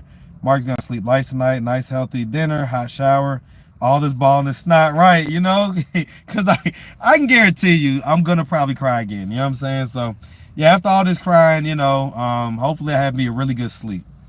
Really, really good sleep, okay? So from your mouth to God's ears. You should go to Trinidad Carnival. I got to go to somebody's carnival sometime soon. Marcus, just remember as you go through the process, it's called the circle of life. Once adult, twice a child. Yep, that's big facts. That's big facts. I experienced that firsthand. We'll keep you in our prayers. Thank you, Miss HP. Thank you for talking to us. This is really helping me as I lost my dad too. It's been 3 years and I still lose it at times. Thank you, I am Teach. I appreciate that. Thank you for telling me that it's having that kind of impact on you, because I don't want to bring y'all down or nothing like that. I don't want to y'all expect the high energy from me and what's up YouTube and all that stuff. So, of course that's me, right? But you're also gonna get the feelings from me as well right now. So you're just gonna get it all. And I hope that you are okay with that. All right. I'm a very humble man. I love peace. Okay, Timothy saying that. I understand your pain. Thank you, God is my everything. Everyone stay blessed. Miss HP, appreciate you being here. My family did the same thing for my brother when he passed. We all got a chain. Okay, ask for it. I appreciate that. Thank you for talking to us. It's really helped. Okay, cool. You said that. Irv Gotti passed. Yeah, I heard about Irv Gotti, man. RIP and condolences to his family, man. Condolences to his family. He was also young. He was young. Like, man, I wonder what happened to him. Yep, just because you have money doesn't mean nothing. Your dad always loved you, always going to be around you and your brother. Yep. Start off with a carnival on a small island. Yeah, I mean, I've done carnival. I've been to carnival on St. Croix. But that's the only carnival I've been to, that was at the island. The other carnivals was here in Atlanta. So I got to definitely do it. This is a tough one, Marcus. Hill on your time. We're here for you. I appreciate it. Never take life for granted. Absolutely, Timothy. My father's family's from Trinidad. Okay, Queen Spirit. Okay, you got that Caribbean in your blood too then. We're here for your period. He had diabetes. Thank you, Faridia. Oh, he had, okay, so it was the diabetes. That's what my dad had. So essentially, that's what the deterioration came from, complication due to diabetes. That's essentially what all that stuff that was happening to him, that's where it originated from. Tears of the highest energy. That means you dug deep to get to the well. Appreciate you. Irv Gotti suffered from his second stroke when he passed. Roses bloom in their proper seasons. Some seasons for joy, some are for mourning, some are for planting, and some to reap a harvest. Absolutely, Rachel. We brown people have, take care of ourselves. Have to take care of ourselves. Yep, diabetes. Yeah, man. That's why I'm like, man, if there's one lasting thing that my dad left with me is to make sure I take care of myself and limit my sugar intake. Because everything has added sugars. So that's why I say I don't do any. The only juice I do is fresh pressed juice. Otherwise than I'm drinking water. And for the most part, I'm either home cooking stuff or eating from my Chef Cedric. All right. Chef Cedric, who makes delicious plates every day at Incredible Fitness, 2500 Snapfinger Woods Parkway. Or is it Snapfinger Parkway? It's one of them. It's either Snapfinger Woods Parkway or Snapfinger Parkway. But yeah, 2500 Snapfinger Parkway. Technically Decatur, Georgia, even though it's really kind of Latonia. That's where the gym is, and that's where Chef Said is. He's cooking the meals fresh every day. So like a few minutes before the end of the workout, you go tell him, hey, I'm about 5 or 10 minutes away from being over, and he whip it up for you fresh. That food is fresh and ready to go. Okay. So yeah, so I'm definitely just gonna be making sure I take care of myself on that level as well. All right. Do you favor your mom or your dad? I literally favor both. Okay. I literally favor both. I am both of their twins. There was never a time that I went anywhere where people could not automatically tell I'm their child. I'm like, we're all related. You know what I'm saying? And truth be told, sometimes people say that my mom and dad look like brother and sister. And some people used to say that about me and the mother of my kids. So it's like that kind of got, passed down or whatever. But yeah, I look like both of them. Like I have literally, it's like you put their face together and it's my face. And if I'm next to my mom, you're going to think we're twins. If I'm next to my dad, you're going to think we're twins. All right. You need to stop by New Orleans for Mardi Gras and the Zulu Ball. I'm too late for Mardi Gras. You got to book that like months in advance if you want to be anywhere near the French Quarter, which I'm not trying to like drive in or nothing like that. So too late for Mardi Gras this year, but I could definitely plan it for next year. I'm going on a serious diet now. I say the way I eat isn't a diet. It's just a lifestyle. It's just the way I eat. And I'm a bougie eater.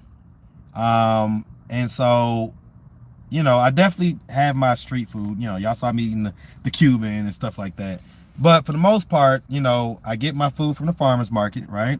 So in case y'all just tapping in, I'm at the farmer's market. I've been sitting out here for almost 3 hours now. Over 3 hours. Or almost 3 hours. All right, I need to get off and go get my stuff. But yeah, long and short of it is that this is where I get my food from. And I cook my dinners most nights. I pretty much, I ain't gonna lie, now that I started working back out, I've been getting my breakfast from Chick-fil-A. I've been getting the egg white grill every morning.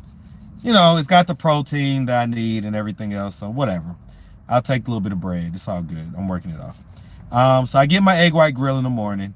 I normally will have some fresh pressed juice. And then my workout is at noon. And so after my workout, I get one of these plates. Normally I'll get salmon.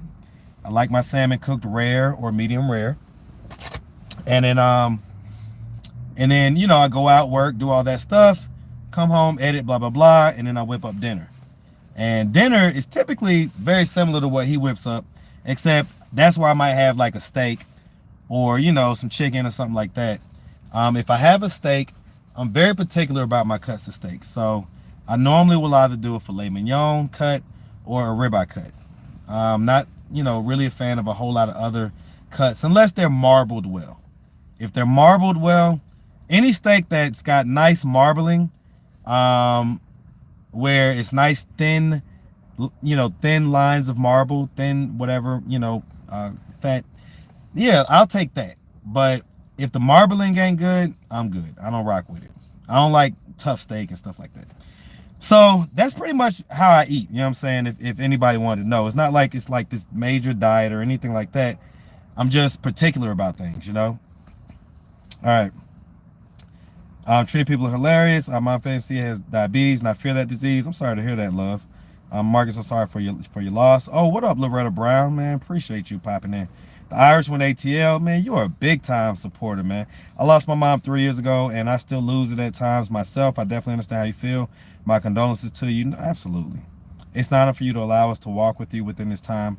Give us true feelings when we tap in. That's one of the things I try to do on my platform, is bring you guys the raw and the real, right? So if I'm going to bring it with other people, I'm going to bring it with myself, right? I'm not going to exclude myself from just being raw with y'all, right? And just letting you see what it is. What you think about the Black Hammer shit? It's hilarious to me. I don't know if it's hilarious, but some people find humor in my content. Sometimes I'll be like, it's not meant to be funny. I can see where some of it is funny, but it's not meant for it to be like, I watch your channel, man, I'll be cracking up. All right. I don't know if that's the reaction I want. I mean, sometimes, you know what I'm saying? If it's funny, I get it, but I don't know about that. It's good yourself appetite. Hopefully that mom is doing, yeah. Your mom is doing fine. She's the one that's kind of lost her appetite. That's why I told her she needs to get back in the gym too. If anything, just so she can have, you know, that physical ability to work that stress out, and so that she can have an appetite and make sure that she eats, because the chef is right there in the gym.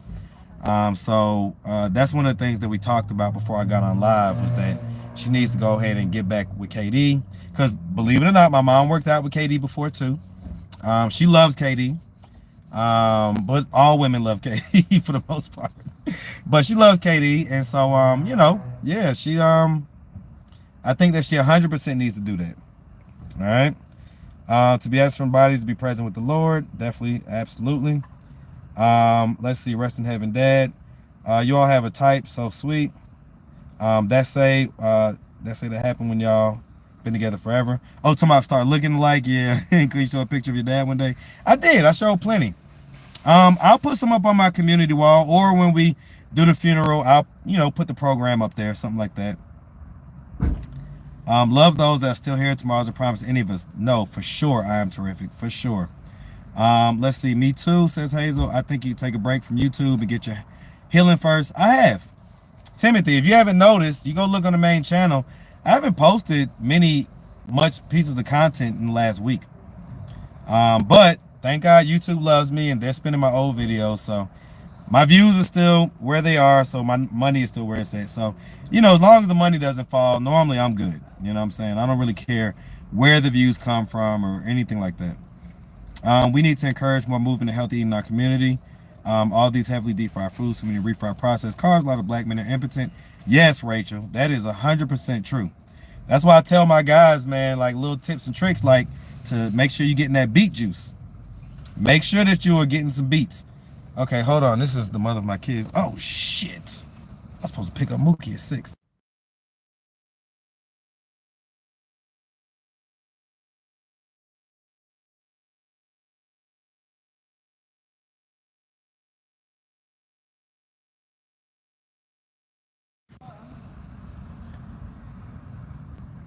Uh-oh. I messed up. Y'all. So, listen, I'm going to have to come back to the farmer's market. I have been sitting here on live with y'all, and I literally forgot that now that Michaela has made the soccer team, I have to pick her up instead of her mommy picking her up. So I'm so used to the afternoons being kind of free, you know what I'm saying, and I just do my thing. But right now, well, at least today, the way we have it set up is I was set to pick Michaela up. So I really screwed that up, because I was supposed to pick her up at 6. Well, practice ends at 6.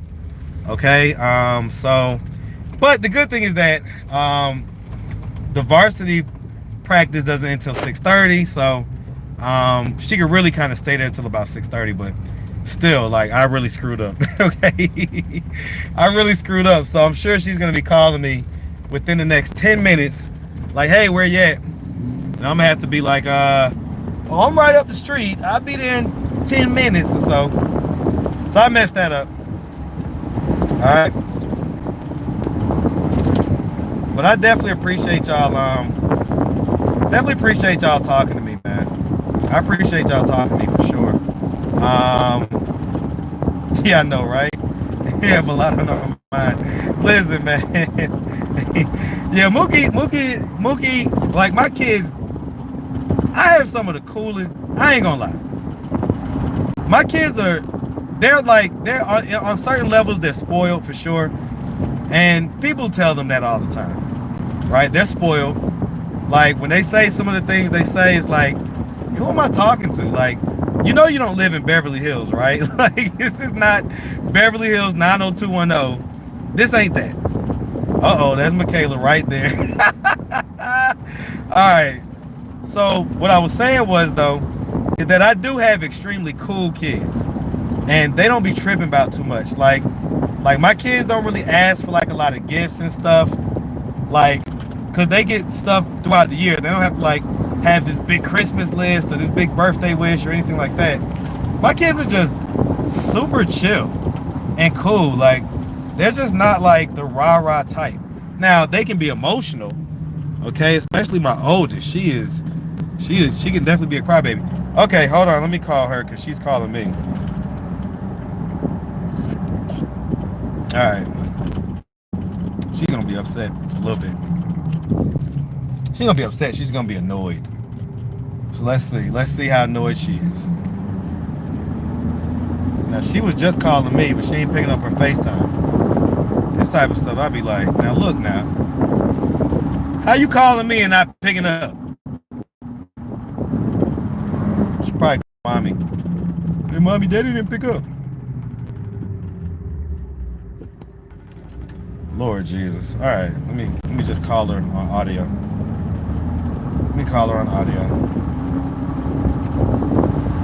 Oh, there she goes.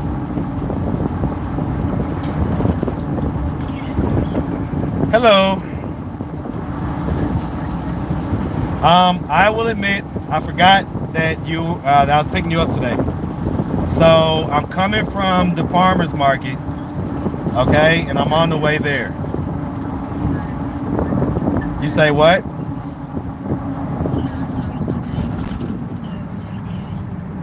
ETA is probably 15 minutes. 15 to 18 minutes, okay? Where am I picking you up from? Okay, it's like basically the same. Okay, all right. Well, I'll see you in a little bit. All right, love you. All right, bye. I messed up. All right. Oh, shit. Hold on, y'all. Phone about to die. Okay. All right. Alrighty. Okay. So obviously I messed that up. Okay. Let's see. All right. So say they grew up on Kardashians, so they don't even know what channel is this. This is the B side. You never been here? Welcome if you never been. All right. Welcome if you never been. Okay. But yeah, this is the B side. So this is my second channel. Okay. This is the channel where all of my stuff that, you know, doesn't quite fit the A side for one reason or another, I usually will put it on here. So, you know, on here tends to be some of my biggest supporters, my people that love me no matter what. So, you know, from time to time I come on here, go live. And, you know, this was just me just talking in stream of consciousness. There was no real thing that I had planned for this live or anything like that. But I just knew that I was feeling emotional and I wanted to, you know, kind of talk to you guys about it. All right. So that's what's going on right now. Let me see. This says about, let me see. I just want to put in this navigation. Ooh, it's 23 minutes. All right. Let me text her. It's actually 23-minute ETA. Damn, must be some traffic going on. What the hell going on? Let me see. Oh, I'm not even going the normal way. Okay. Be traffic out here during rush hour in Atlanta. How did it turn 6 o'clock? Y'all, my workout ended at 2. Why am I still on live? What the hell is going on? I really just be talking. See, a therapist, this would have been 3 sessions. Okay? This would have been 3 sessions. Y'all. This would have taken this stream of consciousness that I've been in for over 3 hours now. This would have taken 3 weeks if I would have been in therapy. 3 weeks. Okay? That's why it's like, all right, I'll just do this. This is easier. What advice would you give to young parents? Ooh. 26, mother, 2-year-old son, 5-month-old daughter. Is there anything that you as a father would advise? I'm 26, mother, 2-year-old son, 5-month-old daughter. Well, I mean, is it a 2-parent situation? That's the first thing that I would probably, you know, recommend is Ah, shit. Oh wait, hold on. What's going on? Hold on, y'all. I'm messing my situation up. All right, let me turn around. I'm not used to going this way that navigation is taking me, so y'all hold on real quick. Let me see what's happening. Like I say, man, for the most part during rush hour, I be at the house. Okay? Like, I don't be in rush hour traffic. I live downtown, so when I'm doing my interviews and stuff, hold on, is it recentering yet? Okay, want me to turn right here. Okay, that's what it wants me to do. Okay, got you. So it wants me to go to Cab Avenue. It's like this kind of back roads type deal. But yeah, for the most part, man, when my interviews are done, I go back to the house. I don't, like, if I do come back out, it ain't till 8 or 9 o'clock.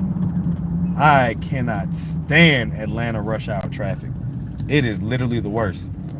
All right, what are these people doing? I ain't got time for y'all retardedness.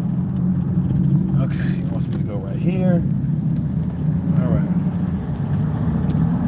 Okay. Alrighty. Think I'm good now. Think I know what I'm doing now. Think I know where I'm going. Okay. Think I know where I'm going. All right. So. All right. Yeah, I'm good. Tried to throw me for a loop there for a second. This ain't a way that I'm used to going.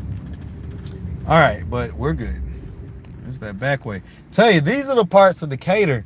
So, y'all, Decatur has 2 parts. I'm in, and I know y'all can't see this stuff right now, but I'm in what they call, and you respectfully, right, white folks Decatur. This is the actual city of Decatur. It's incorporated. Decatur High School is in this district. The elementary schools are really, really good. Decatur High School is a top level high school in the state. Then you have Decatur, which is where I'm from, right? And this is the unincorporated part of Decatur. The people have a little bit, they're not like, these folks got money, right? These folks that I'm looking at, these houses, these are like, right close to $1 million, if not $1 million houses. The Decatur that I come from, the houses weren't quite that much. They weren't nowhere near that much. And 2 different Decaturs. So I'm in the good Decatur, right? These are like old money houses. Like, looking at some of these houses, this is old money. Okay. Okay, y'all. It looked like buffering, so I'm just gonna end the live because just pay attention to the road and all that stuff. Can't thank y'all enough. And I'll see you on the next live. All right, I'm out.